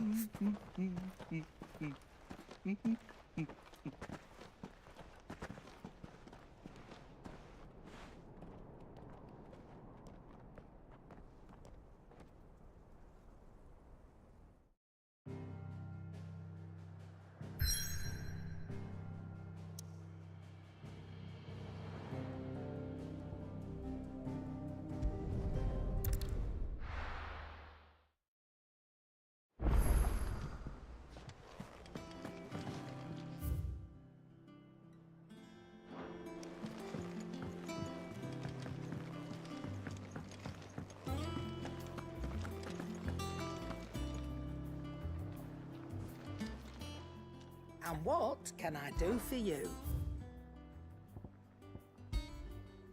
Finished, are you? He cracked the crystal too. Joking.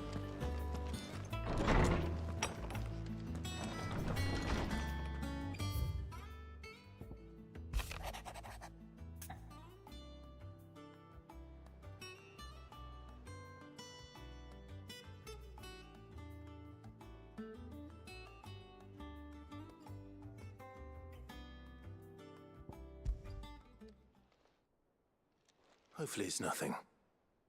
But I should speak to Blackthorn just in case.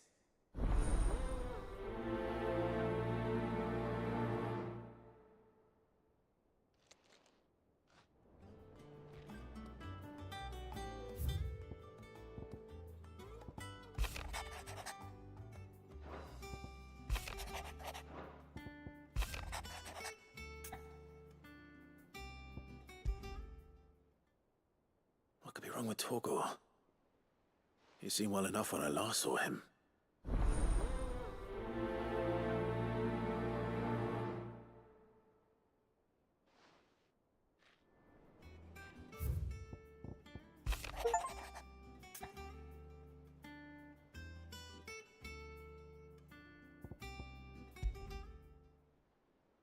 Trouble with the ledgers. Shouldn't he be asking Otto for help?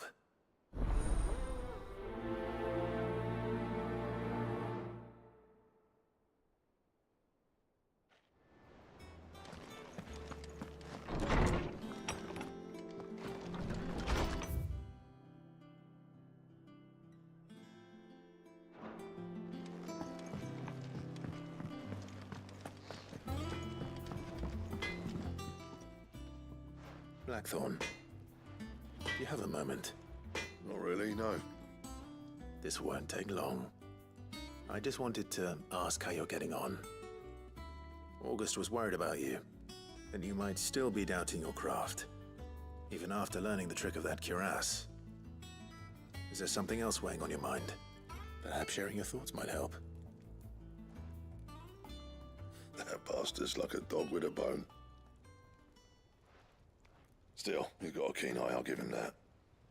He's just, well, Karen showed me something. Something I've never seen before. And that was? A sword. An odd-looking thing with a single-edged blade. The metal itself wasn't anything to write home about, but fuck me. The edge on it. You could slice a man clean in two with a weapon like that, and he'd be halfway home before he even realized he'd been cut. So that's what's troubling you? No. Not troubling me exactly. More distracting. Can't stop thinking, how do you get an edge that sharp? It's driving me mad. And if you knew how to do it, we could arm the curse breakers with even better blades. That's about the size of it, yeah. I'll see what I can find out. Sharper swords are always welcome. And we can't have our master blacksmith being distracted. You're a soft touch, you know that. But I can't say I'm not grateful for it. Good luck, eh? Thank you. Let's see what Karen knows about this sword.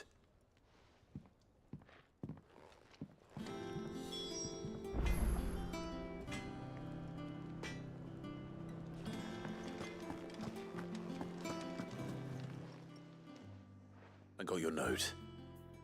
You think something's wrong with Torgal? So you can read. Congratulations. But I didn't say I were wrong with him. I said something weren't right. He's not been eating me treats. He used to love cracking the bones from Molly's boiled brown, but now he won't so much as look at 'em. Didn't like him. Which is why I'm of a mind that his mind's on something else. You've not been working him too hard, have you? No harder than usual. Is that it, boy? Do you need a rest? What was it you said he was? A frost wolf? That's what the lawsman seems to think. Then maybe this all has something to do with whatever it is that's woken inside him. I suppose things have been different since Rosalith. Perhaps Hippocrates knows something.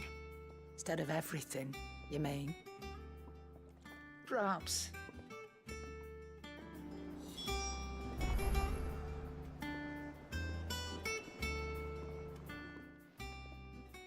You're looking well, Karen. What do you want? Out with it. I want to know about the sword you showed Blackthorn. Single-edged and extremely sharp. Running around after him again, are you? I suppose I am, yes. But I need to help him find out how to work an edge like that. It's driving him to distraction. Little wonder, I suppose. There's not many like that make it as far as the twins, and those that do go straight into private collections. Which made it nice and easy finding a buyer. Can you tell me who bought it? Where is it now? You think I tell people who my clients are? Suppose you're not likely to go nicking him off me, are you now?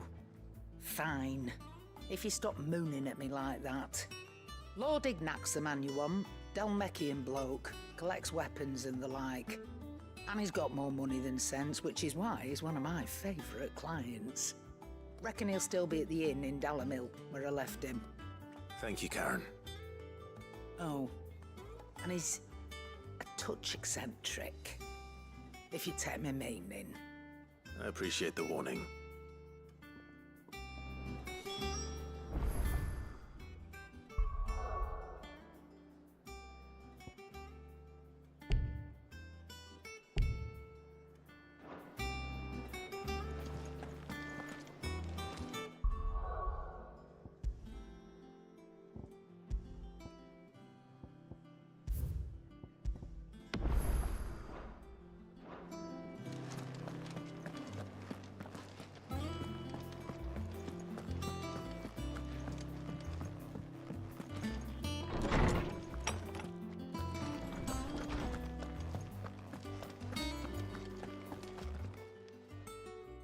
Lawsman, I need to ask you about Torgal.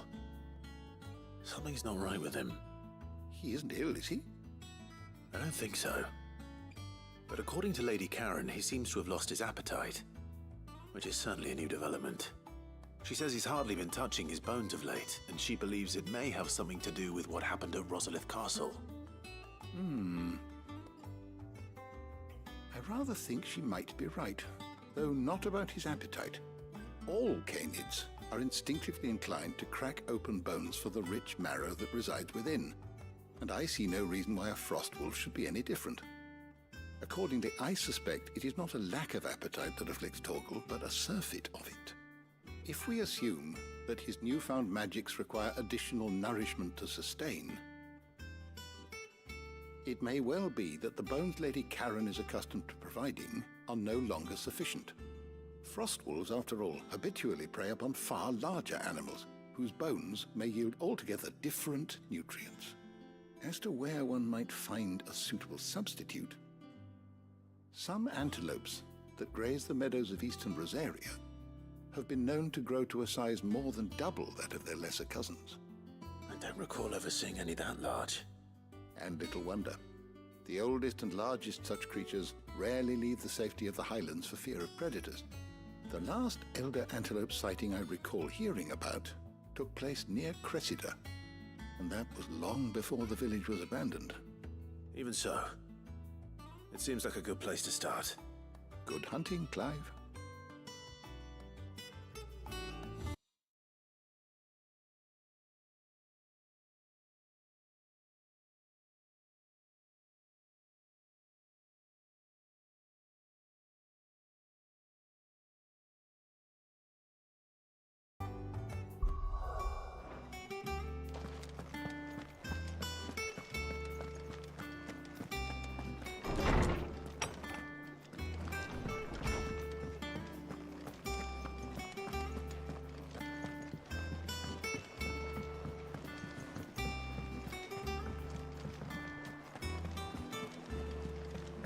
Is that the thing Tomes helped?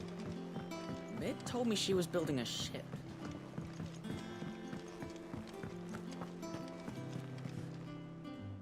Clive, did you get my letter? That's why I'm here. Shh. Otto might be listening. Is this better? A little. Listen, I've some bad news. It turns out the hideaway may be slightly behind in its payment to certain lenders, and it's maybe my fault. But I swear to the goddess, I thought I had the numbers square. Sadly, that square turned out to be more of a circle. Zero, you might say. I can straighten it out, I swear, but it's gonna take some time, and I'm gonna need help keeping it from Otto. Bit late for that, I'd say. There you are! What a surprise! So let me get this straight. You forget to pay our lenders what they're due, and instead of coming straight to me, you get Clive to come to you. And I hope he'll dig you out of the hole you've dug for yourself. Clive, the man in charge of the place you've been cheerfully trying to bankrupt. And you thought this was a cunning plan. Why? Well, who needs paying? Oh, just Martha. And the dame. And, well, Lady Karen. But only 500 talents. We owe 3 of our most trusted friends 5 million gil. Each. 5 million each. They lent us the bulk of the money we used to rebuild the hideaway, you see, and, well, I must have made some sort of oversight. Those ledgers were my responsibility, and it was my decision to entrust them to you. This is my fault. Do we have that much to hand? I can always ask my uncle. No, we don't. And no, you won't. We've lightened Lord Rosfield's purse enough. After the king's ransom we had off him, he deserves better than to see our begging bowl. Besides, we'll need to learn to stand on our own if we're gonna make this work. All right. But that doesn't mean you have to shoulder the burden yourself. Is there anything I can do to help? There might be. How'd you fancy taking these to Martha and the dame? Rocks. Rocks, he says. Worth 1,000 talents apiece, these are. A little something Sid and I set aside for when times got lean. And I reckon 15 million in overdue debt probably qualifies. I just hope our associates' eyes are a bit more discerning than yours. I'm sure there will be. Should be me making the rounds, really. But you know how it is with this place. Orders to bark, arses to wipe, and all that. I know. Which is why I don't mind going in your place. Go. Do you know why I only gave Master Clive here 2 star rubies? Because you'd rather Lady Karen killed me. Because I'd rather Lady Karen killed you. Yes. Well, I suppose this is goodbye then. Don't worry. I'm sure Karen will understand. Really? Do you think so? No, I don't.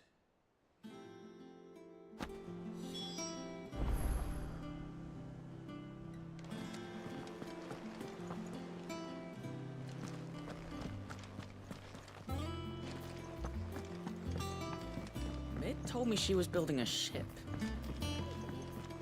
Is that the thing Tomes helped to do?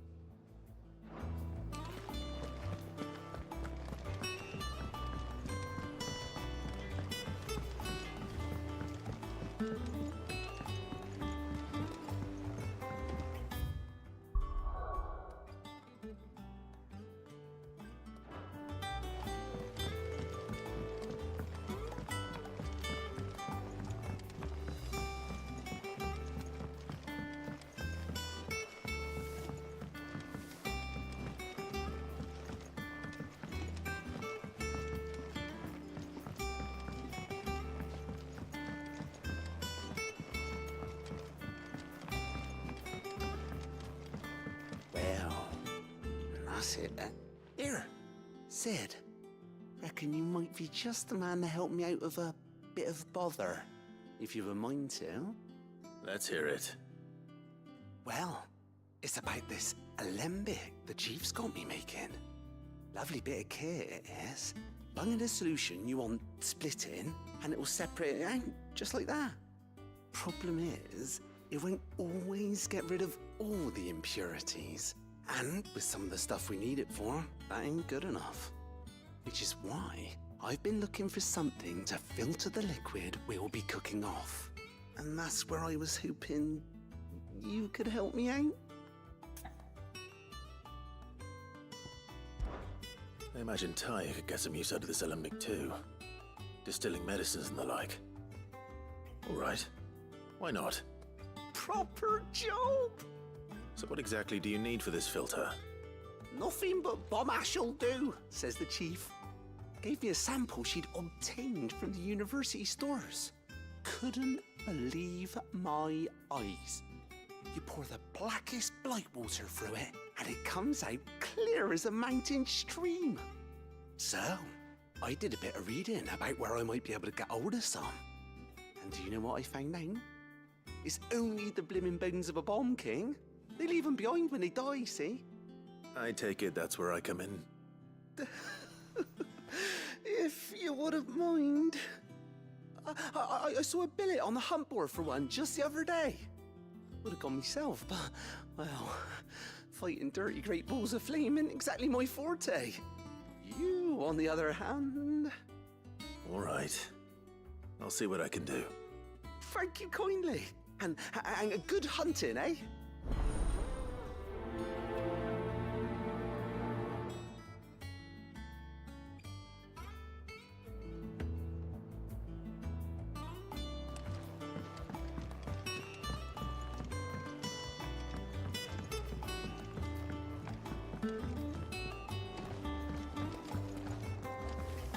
I think Mid might need some help.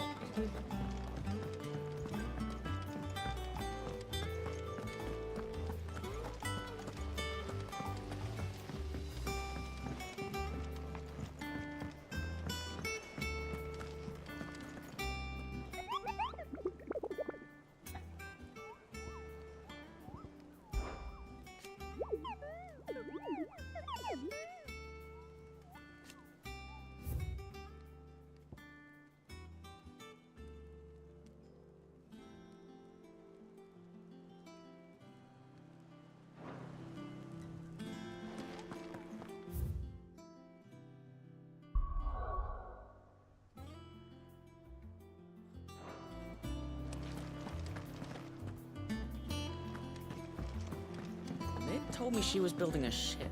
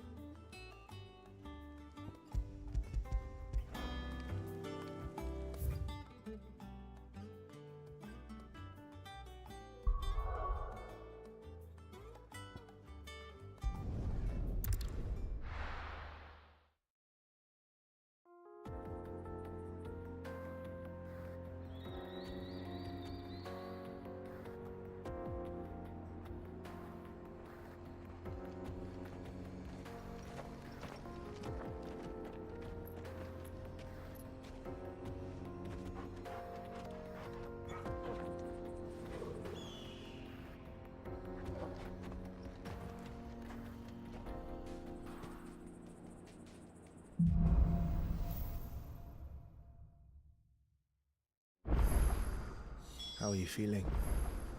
Better. Thanks to Taya. I'm glad to hear it. And Torgal helped too. Didn't you, boy?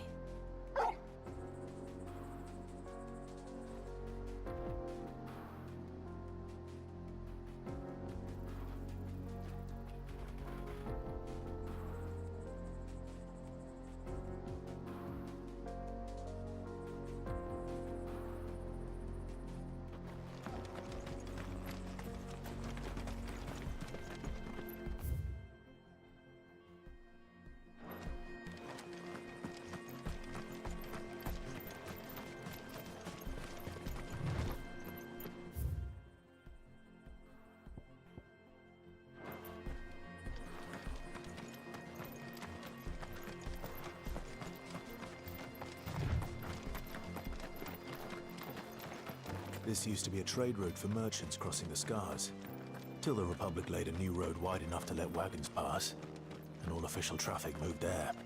Leaving this one for those living outside the law. Indeed. I doubt we'll be the only outlaws on the trail today.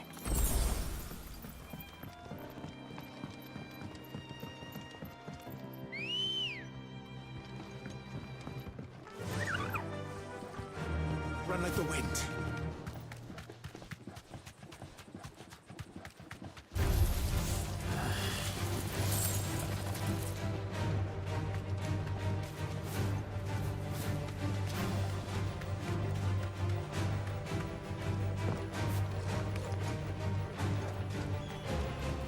So what do you think? That we'd be lucky to make it out alive. Really? It's as bad as that? Oh, aye. There's trouble up ahead. And too much of it for us to handle. I take it there's danger on the road. Oh, what about this fearsome-looking fellow? You think he'd be equal to the task? Oh, no doubt. Assuming he's willing to hear us out. Well met, friend. My brother and I have been tasked with finding a merchant's missing cart. You seen it by any chance? How does a merchant misplace his cart? Oh, the man's a coward. When he thought goblins might come a-snarling, he ran, leaving his livelihood abandoned in the pass. He sent the two of us to fetch it, but it's gone. Now, I'm not much of a thinker, but I know the work of thieves when I see it. My brother's right on all accounts. And by my estimation, the bastards are lying in wait just down the road. We may have seen our share of action, true, but we've not got the skill in arms to boldly brave an ambush. You, however, have the look of a man who needn't fear a band of backwater ruffians. What do you say? Will you help us out? Chances are they'll come for you either way. But if you promise to lend us a hand, at least you'll pocket a reward for your troubles.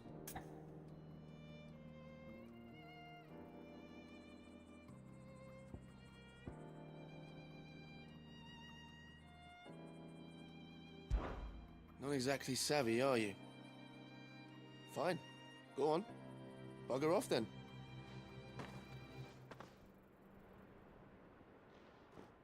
Really? It's as bad as... Oh, aye. I take it that... Oh, no. Well... How does it... Oh, then... We may... Chance... Well, if I'm going to have to deal with them anyway... You've clearly got a fine head on those broad shoulders. We're lucky you came along.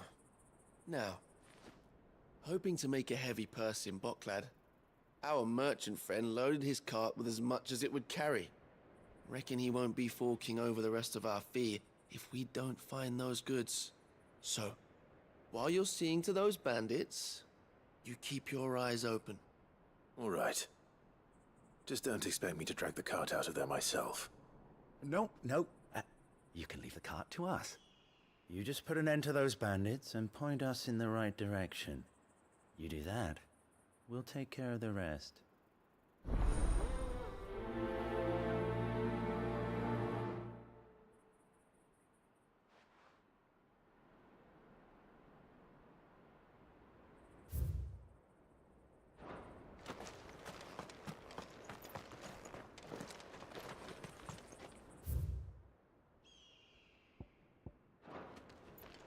I'm not sure I trust those two.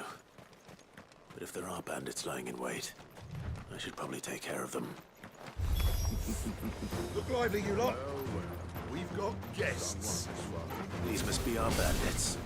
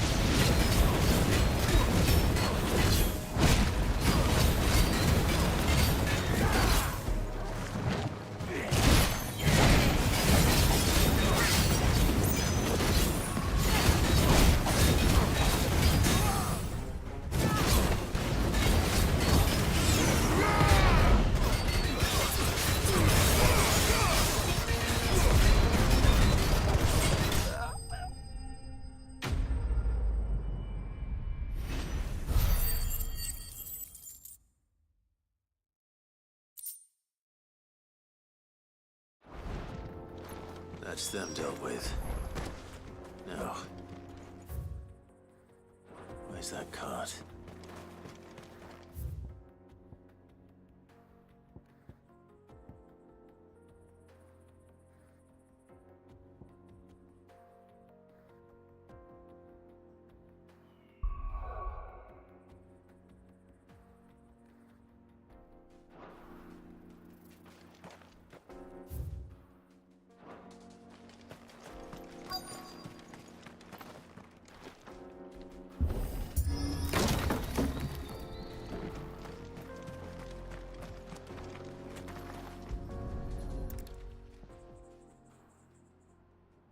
Getting all of this out of here will be a nightmare. Seems we've found ourselves the right man for the job, wouldn't you say? Found the cart and didn't leave a single bastard breathing. Our merchant friend will be delighted. And how exactly will he be getting his goods out of here? You leave that to us. After all, it'd be wrong to make such a fine warrior haul cabbages to market. You've done your part. And that's all you need to worry about. Here.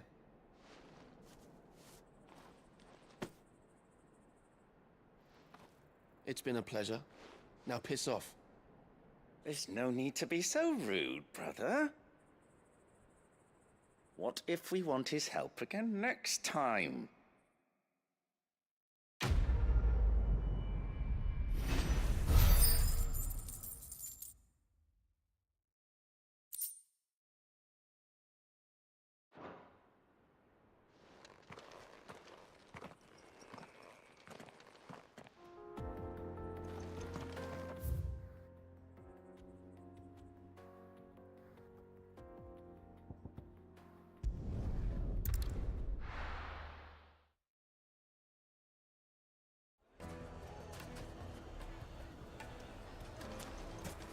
People take notice of wealthy men. Shouldn't be too hard to track down Karen's collector. The whole mother crystal gone. What are we gonna do? Calm yourself. We don't know for sure. It could have just been a tremor. Welcome. If you're hoping for a bed, I'm afraid you'll have to look elsewhere. One of our wealthier patrons has passed. My reputation will be ruined! Ruined! Calm yourself, Lord Ignac, I beg of you, before you do yourself a mischief. Pardon the intrusion, but... Out! Get out! I paid for these rooms so I wouldn't be disturbed. Leave me be!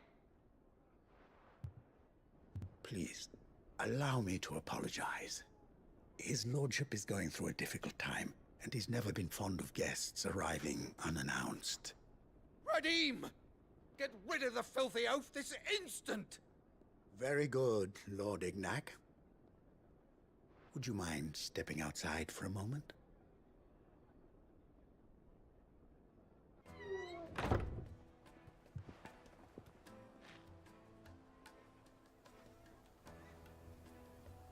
I'm sorry if I've caused you any trouble.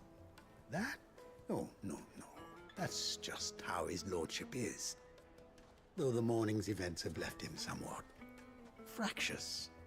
He has been dispossessed of his luggage, you see. The thieves also made away with a considerable amount of coin. Coin the innkeeper will soon be keen to collect. I don't suppose a certain blade was among the stolen items. A single-edged sword. It was purchased from a merchant friend of mine. Ah, you know Lady Karen? Yes, I'm afraid it was. Then I'll retrieve Lord Ignac's luggage. But I have one condition. You have but to state it. You are welcome to anything that is within my power to grant. I want an audience with Lord Ignac. A few minutes should be enough. Then I'll be on my way. A condition I would be a fool to refuse. Of course, you shall have your audience. I don't suppose you saw where the thieves went? I did not, no. Though some discreet inquiries made on his lordship's behalf mean that I know where you might find them. The bandit's bed. Every ill-gotten coin in Dalamil is said to pass through that disreputable corner of the Valcroy.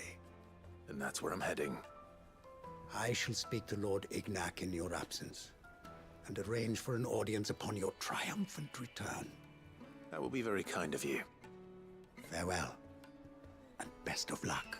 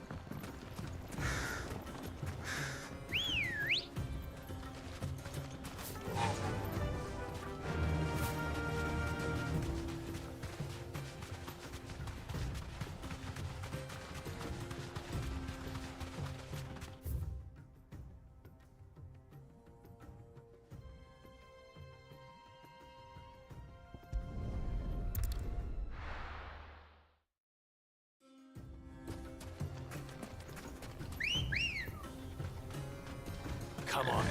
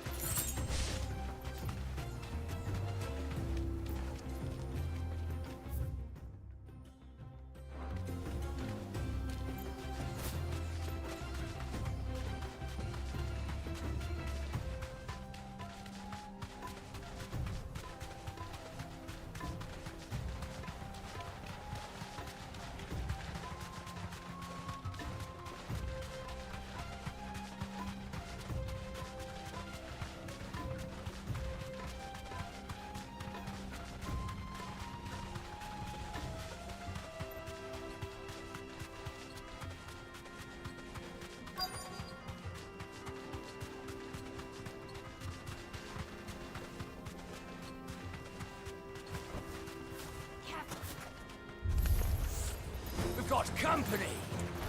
Come on, lads, let's tear the bastard's head off!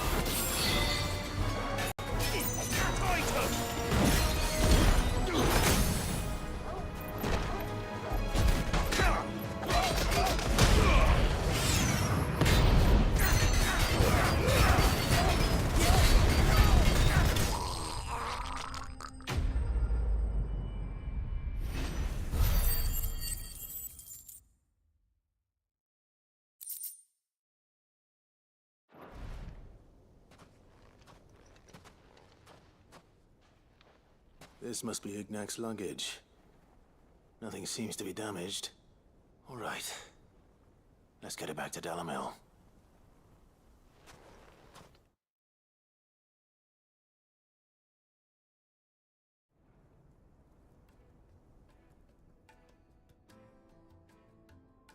I hear I have you to thank for the return of my effects. What shall I call you, my good man? Wyvern. Glad to make your acquaintance. A formidable name indeed. Well, Wyvern, I appear to be in your debt. Redeem here tells me you wished for an audience. Is that all? A few moments of your time should suffice, yes. You're a peculiar fellow, Wyvern. All right, speak. Master Wyvern was wondering if you could tell him about a certain single-edged sword you recently acquired. Oh, a true work of art, that one. Karen drove me hard on the price, but I would have sold her Radim here to get my hands on that sword. It was made in the Outer Isles, far beyond the Twins. and is used exclusively by the practitioners of a unique school of swordsmanship. They believe no combat should ever exceed a single strike, and hone their blades to such perfection that none ever does. Each sword is made for that one perfect stroke, and for that stroke only. They crack upon a second blow. There's a brutal sort of beauty to it, really. But how do they hone such an edge? Fine question. Why, they use a whetstone, of course. Whetstones, rather.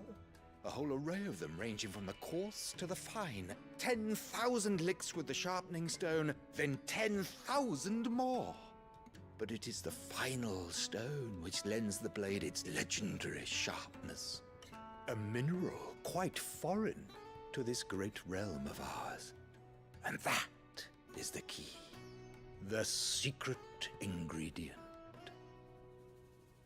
Wyvern, it occurs to me that my little lecture is hardly equal to services rendered. Take this, together with my regards. The very stone of which I spoke, far rarer among collectors than even the blade itself, and a far more fitting payment. Thank you. Pardon the intrusion, my lordship. However, it is long past time we prepared ourselves to depart. So it is. I am locked in bitter competition with a rival collector of curiosities. I am one step ahead of the unscrupulous scoundrel, but he is hard at my heels. And there are many other collectors out there. Too many to count, but only one do I consider my nemesis. Lord Byron Rosfield. And is a perennial thorn in my side. I can imagine. Farewell, Wyvern. May our paths cross again. Radim, we mustn't dawdle.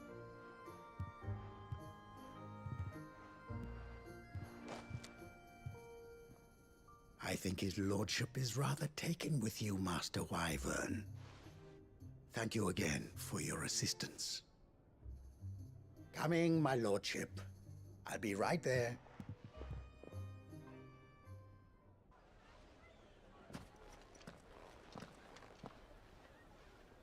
Trust Uncle Byron to find such an interesting rival. Now, let's see what Blackthorn makes of this whetstone, shall we?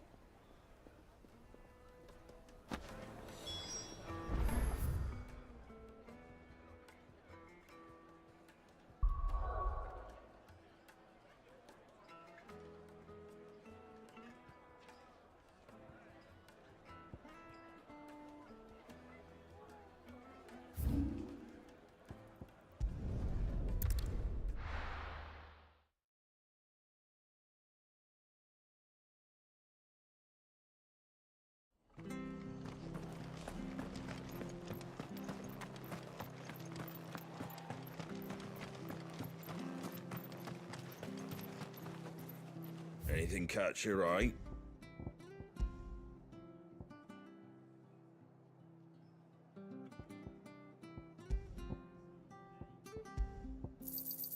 Much obliged.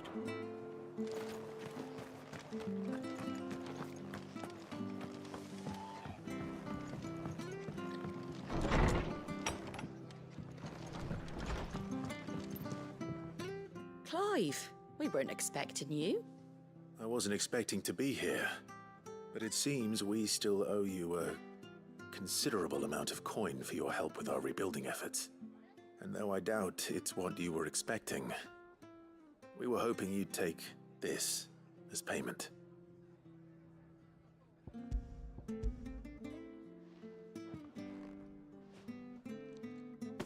A star ruby? I can't accept this. It's worth at least twice what you owe me. More if you can find yourself the right buyer. Think of the difference as interest. Interest? If word got out I charged that much, no one would ever borrow from me again. Anyway, why are you the one here asking me about this? I'd have expected Otto. Bit much sending the Lord Marquis out to settle your debts, isn't it? The old goat working himself to death again? Something like that. Most days I think he's the only reason the hideaway's still standing. Same as always, eh? Back when the place was nothing but a twinkle in the eye of a recently retired Lord Commander, word is he was the first one Sid reached out to. Probably knew that without his strong arm and level head, the idea would never get off the ground. Sid may have been the face of the hideaway, but Otto's always been the backbone. And when Sid passed away, we were all worried that would be the end of it. That Otto would just give up. His death was hard on everyone. But it must have hit Otto hardest of all. But he didn't give up, did he? Quite the opposite, in fact. If I recall, he was the one who nominated you as Sid's replacement, and rallied the rest around you. I reckon what he saw in Sid, he saw in you too. And don't we all? Doesn't hurt that you're half as stubborn and twice as handsome, neither. That, and you keep good company. I suppose I do.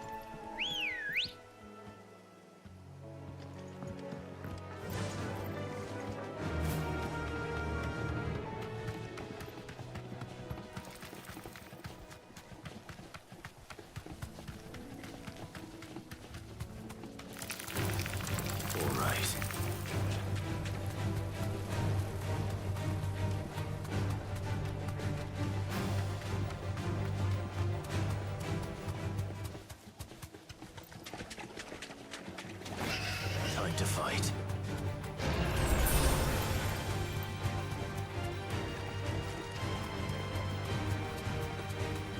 Well, it's certainly quiet.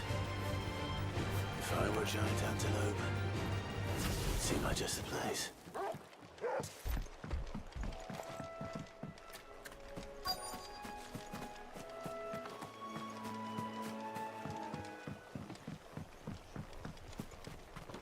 I doubt we'll find one bigger than that. You hungry, Torgal?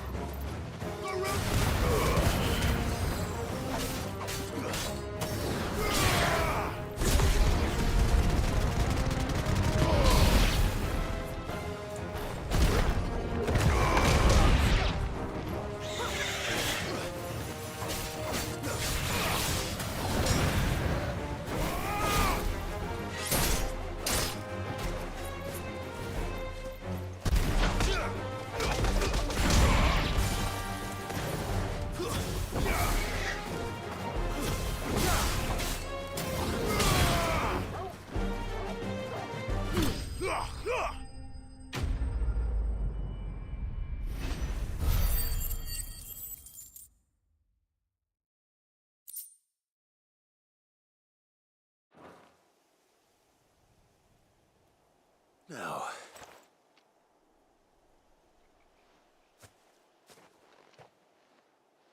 will it be enough, I wonder?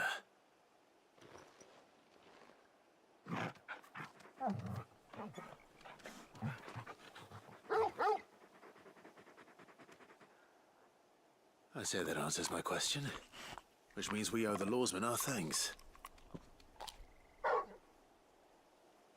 You're just a big puppy, aren't you?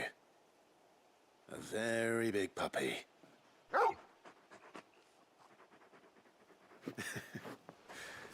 You do know you can take that with you, Torgal. Lady Karen will be relieved to hear you've got your appetite back. Come on, boy.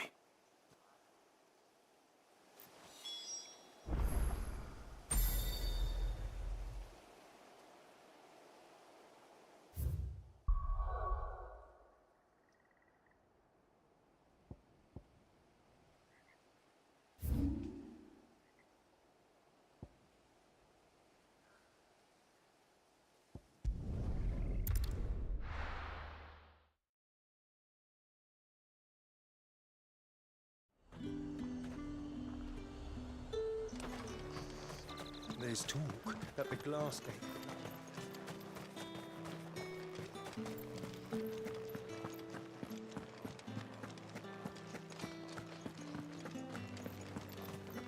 Did you hear? The gates to heaven. I want to see you. It's all right. What am I going to do without sweet water and olive talc? Still no... Milady, I come bearing gifts. Gifts? Whatever is the occasion.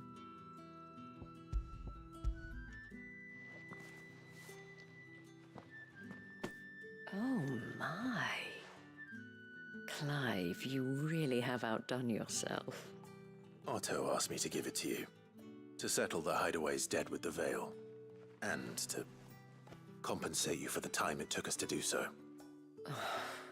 You disappoint me, Clive. I thought you might finally be warming to me. Tell Otto he can keep his baubles. I tried to tell him as much the first time around. The man owes me nothing, nor does the Hideaway. My contribution to the restoration effort was made freely and willingly. It was the least I could do. You once told me Sid did you a kindness. I'd like to do the same. Please, accept it. For my sake. And for Otto's. For all of us. For all you've done. It is rather fetching, isn't it? Very well.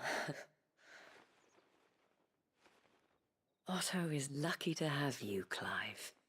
I doubt anything could ever replace his son. But you and the others at the Hideaway are the closest thing he has to family. Otto had a son. Long ago, yes. Sid told me Otto lost him when he was just a boy, and blamed himself for not being able to stop it. I don't know how it happened, whether there was anything he could have done, but it was clear that it weighed heavily on him. I didn't know. How could you have? I doubt anyone did. Besides Sid, I've never met a man more keen to bear his sorrows in stoic silence. An ill habit, given that both have always been surrounded by friends desperate to help them. I'm beginning to see that.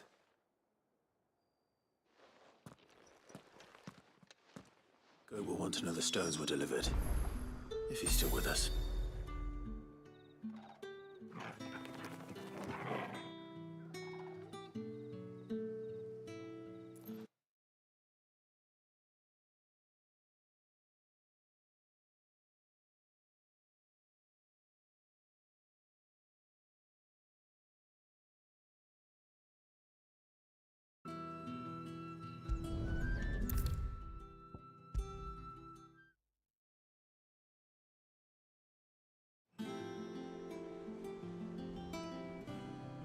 Goat. Still alive, I see.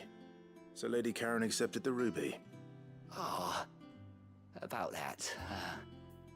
I tried my best, but she was just too stubborn to take it. She threw it right back in my face, in fact, and told me I could stick my stupid stone where the sun don't shine. Karen refused payment. I hope it wasn't something I said. I'm sure you were as tactful as ever. Let me see what I can do. Oh, wonderful. I hope you have better luck than I did.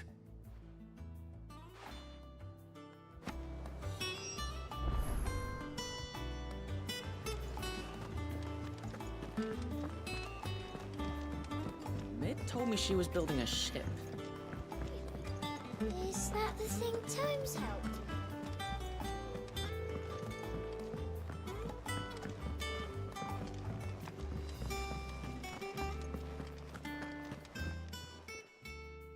Lady Karen, Goat tells me you weren't happy with our offer.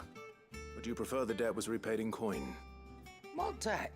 I don't recall lending any of you lot me hard-earned gil. I may have tossed a talent or two in the Hideaway's coffers, but those were donations, and you can hardly call it charity if you go asking for it back.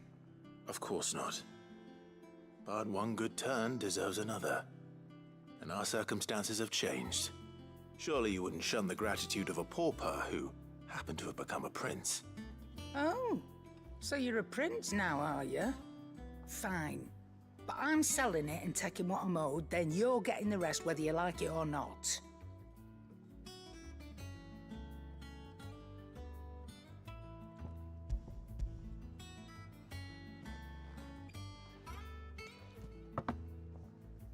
Where'd you even get this?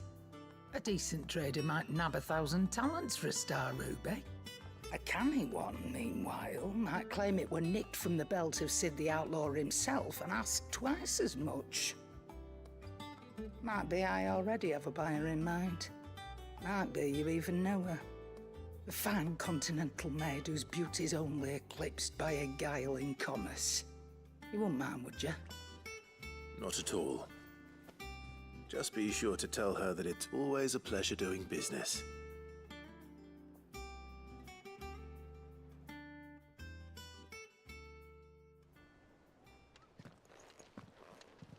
I hear you ended up delivering all 3 stones. Thanks to this lump. I sometimes wonder what I pay you for. Speaking of which, I still haven't been paid last month's wages. Oh, so you remember what's owed to you then? Get your ass behind that disc of yours and don't get up before those ledgers are square. Right away.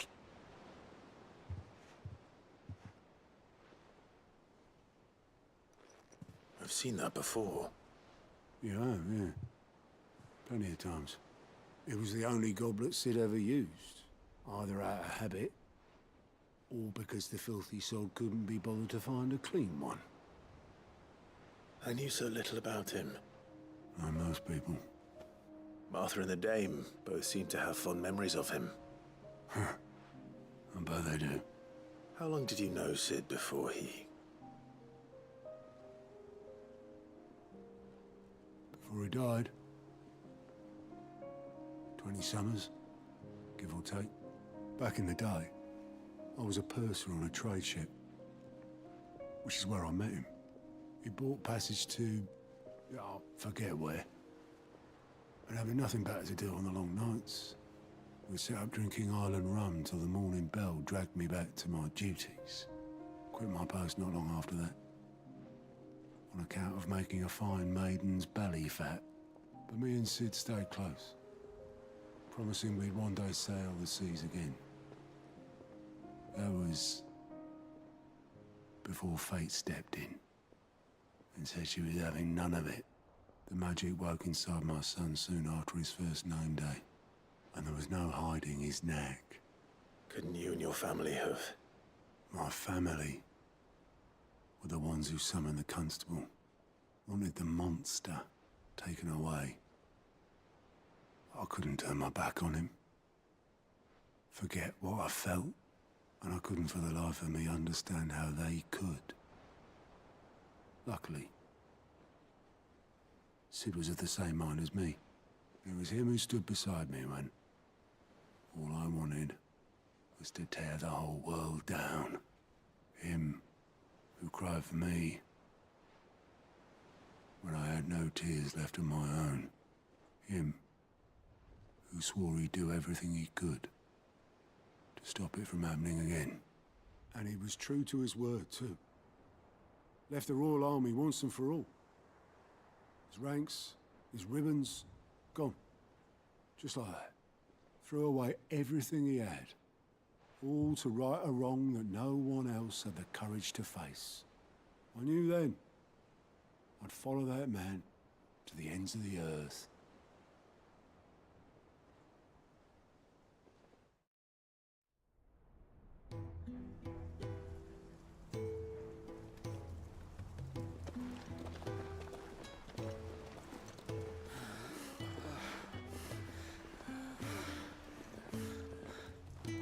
He was always too clever for his own good, was Sid. Saw the world for what it really was, while the rest of us were content to go along with the lie we were shown. And it can't have been easy, bearing that burden alone.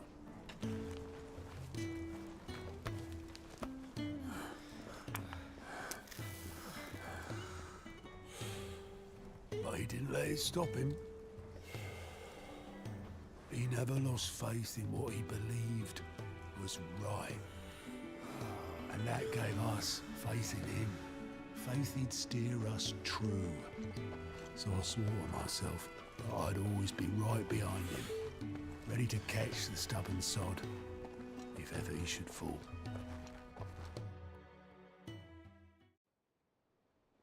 But I couldn't even do that.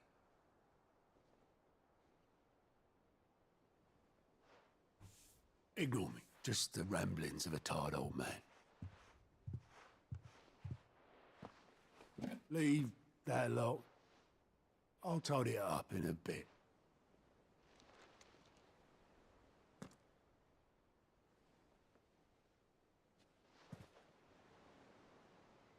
This is Sid's handwriting.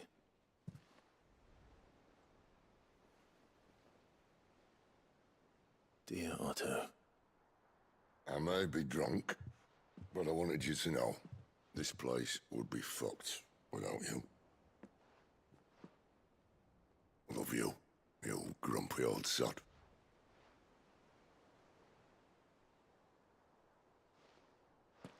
This note.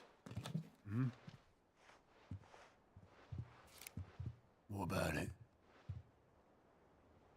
Sid was right. Without you, we'd all be lost.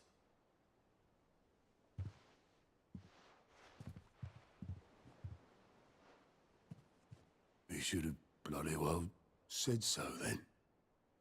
Just once. Before he went. But then, why would he? Him, or anyone? I'd only have told him to piss off.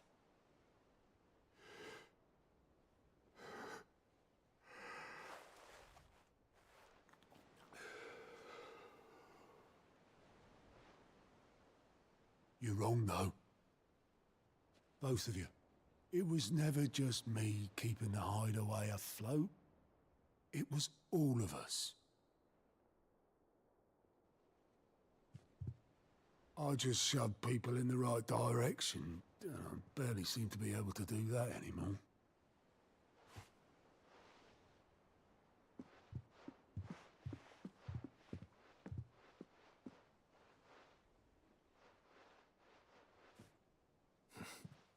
Would you rather goat were at the helm? Well, maybe I've got a few more years left in me. I'm going to hold you to that, Otto. Before you go, Sid would have wanted you to have this. But that's... This'll do me just fine.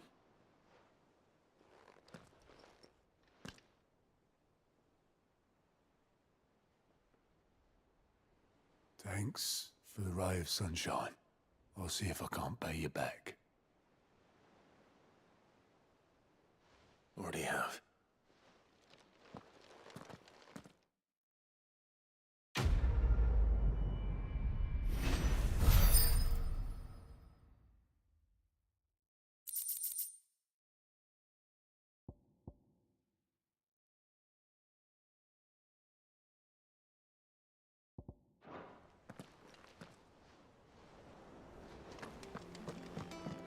Mid told me she was building a ship.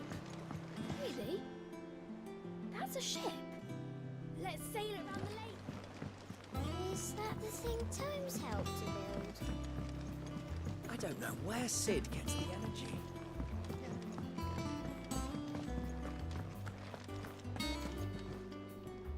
I noticed you and Torgal had gone off somewhere. Take him for a walk, did you? You could say that.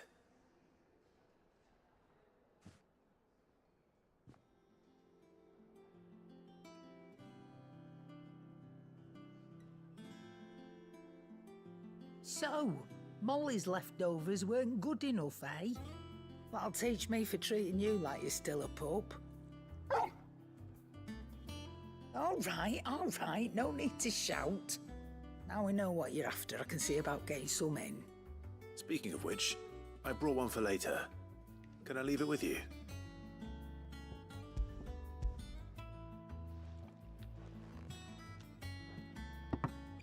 You can, aye. I'm nice like that. In return, you can thank Tomes for me. The bloody know-it-all. I was just on my way to see him.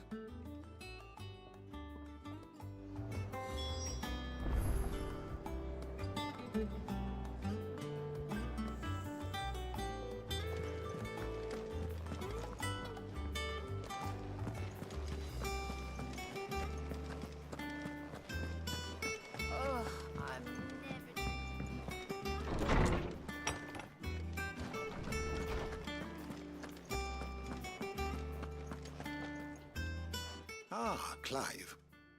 Were you able to locate your quarry? We were indeed, Lawsman. You pointed us in exactly the right direction. And Torgal's been a very happy hound ever since. Very good, very good. Lady Karen sends her thanks, by the way, for your part in solving the mystery. Ah. But that reminds me. After your last visit, I found myself pondering Torgal's talents. Do you recall our conversation concerning Lady Jill's role in Torgal's transformation? About how she somehow woke the power within him. Precisely that. A reasonable conclusion, I thought. But one which raised certain questions in my mind. You see, the Fenrir of legend served Shiva and Shiva alone. And while the powers attributed to him are certainly impressive, the records imply they are somewhat different in nature to those you described Torgal as having used. What are you suggesting? That Torgal may be the beneficiary of more than one icon's power. Consider that in addition to Lady Jill, he has served as a loyal companion to you, your brother, and even the late Cid.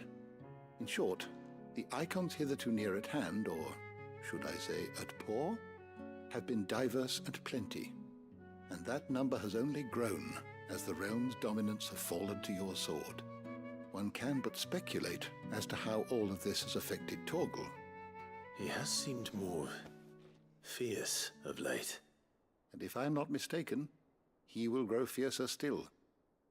We are fortunate indeed to be able to count him amongst our allies and not our adversaries.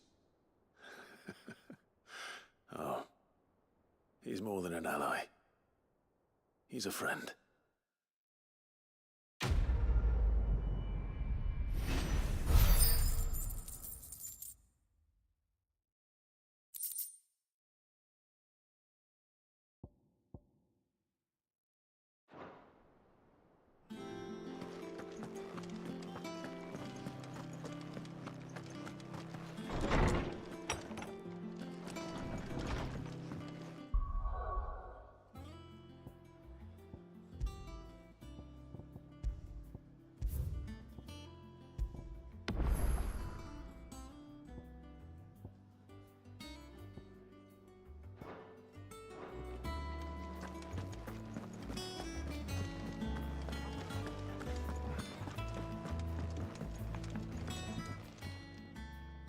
Sorry for the wait, but hopefully you'll agree it was worth it.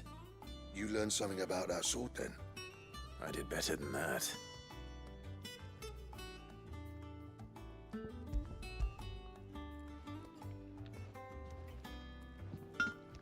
A whetstone? Yes, but not one you'll find anywhere in Valisthea.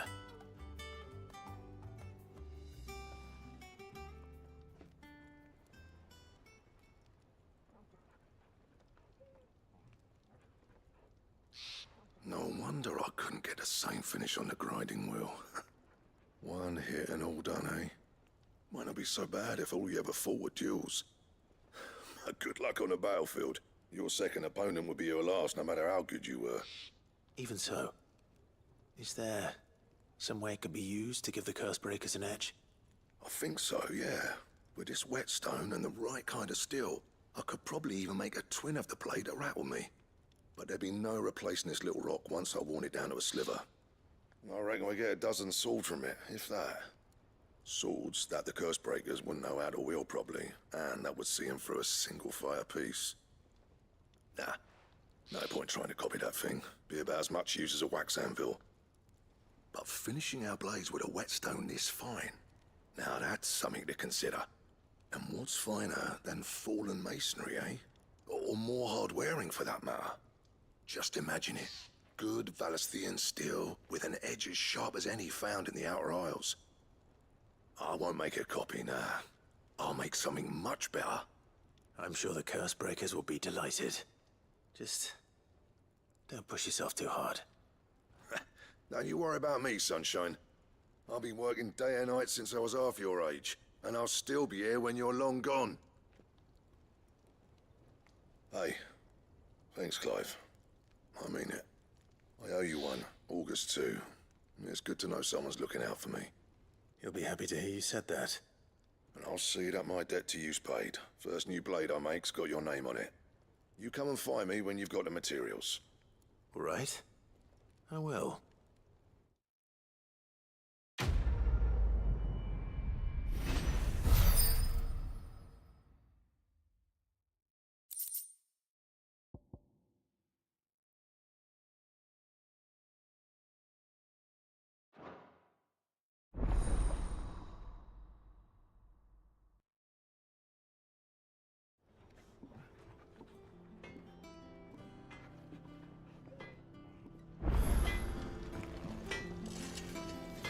Back, are ya?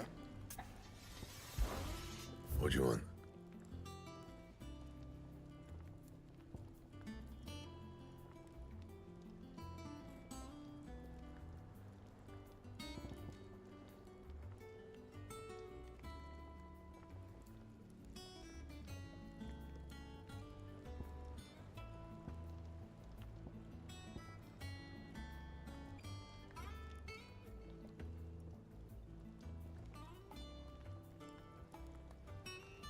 And?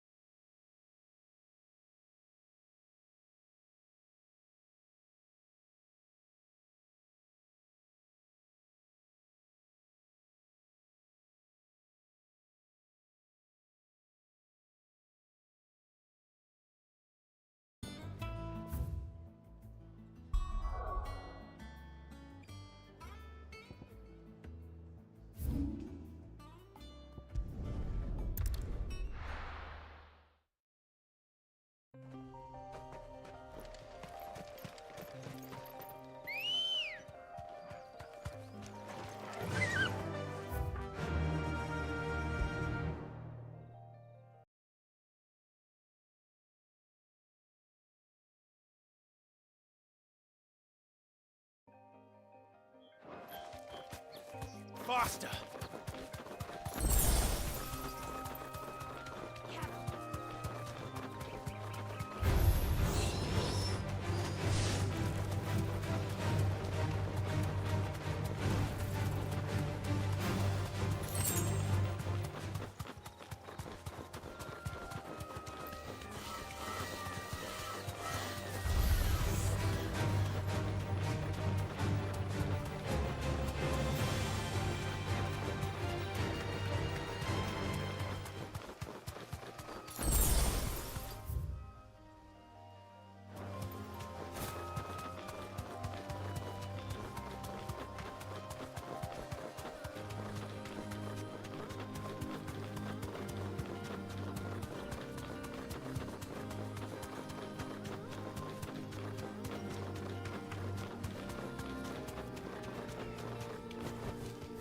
Back to the stables, Carl.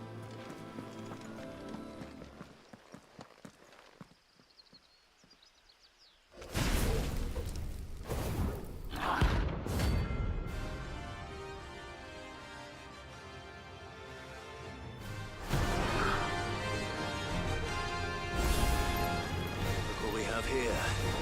Greetings, Your Majesty.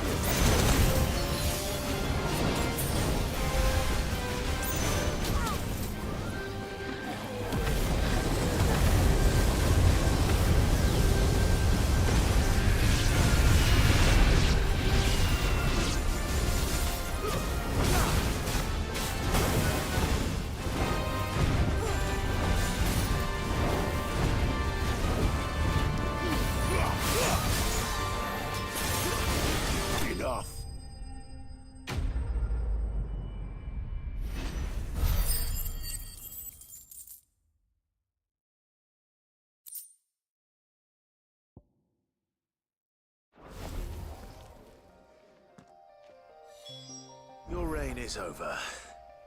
Now to collect the ash. I should probably have brought a bucket. This looks like the stuff. Let's see if there's any more.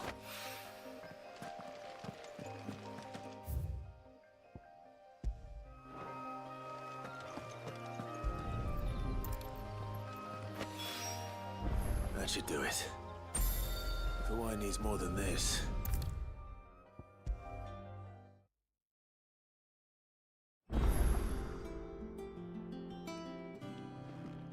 All right there, Sid?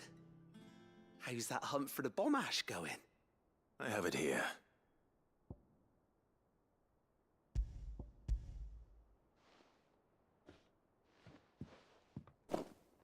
That's the stuff. And plenty of it, too. Enough to keep the alembic bubbling away for a good old while. You're a gent, Sid. Let nothing say otherwise. Right then, let's get this contraption up and running.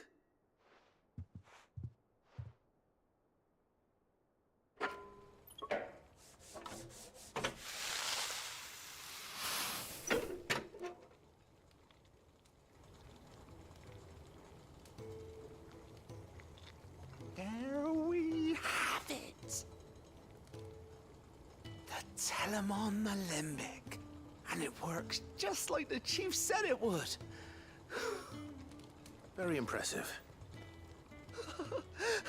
Says the man who cut down a burning boulder. Speaking of which, I still haven't returned the favor. There's no need.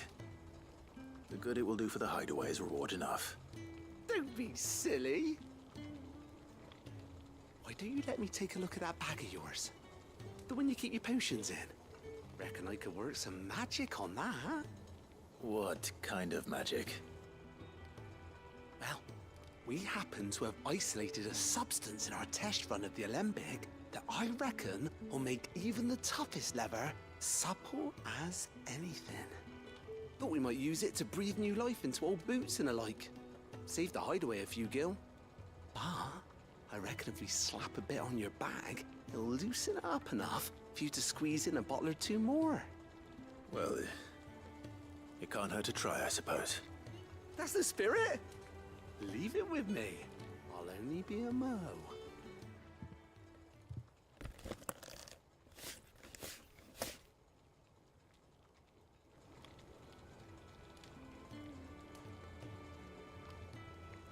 Well, what do you reckon? It certainly feels more flexible. Right? Told you. Thank you. I think. No. Thank you for supporting Mid and the rest of us in our endeavors. Without you, we'd never have been able to discover wonders like that stuff I rubbed on your bag. And I'm telling you, there's plenty more where that came from.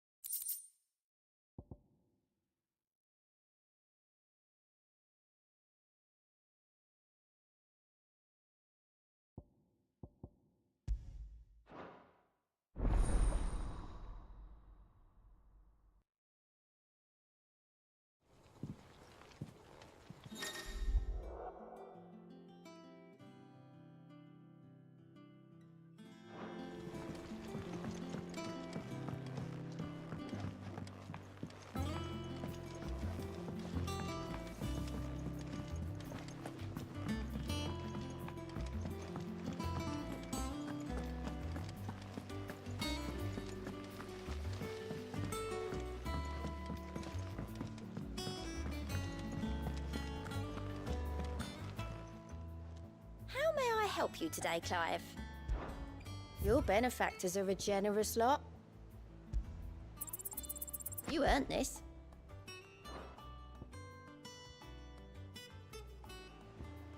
Best of luck out there, Sid. Nick told me she was building a ship.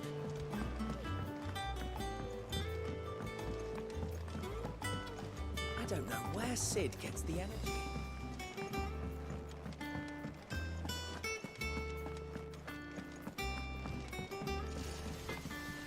Clive? Not saying Fordian, do you?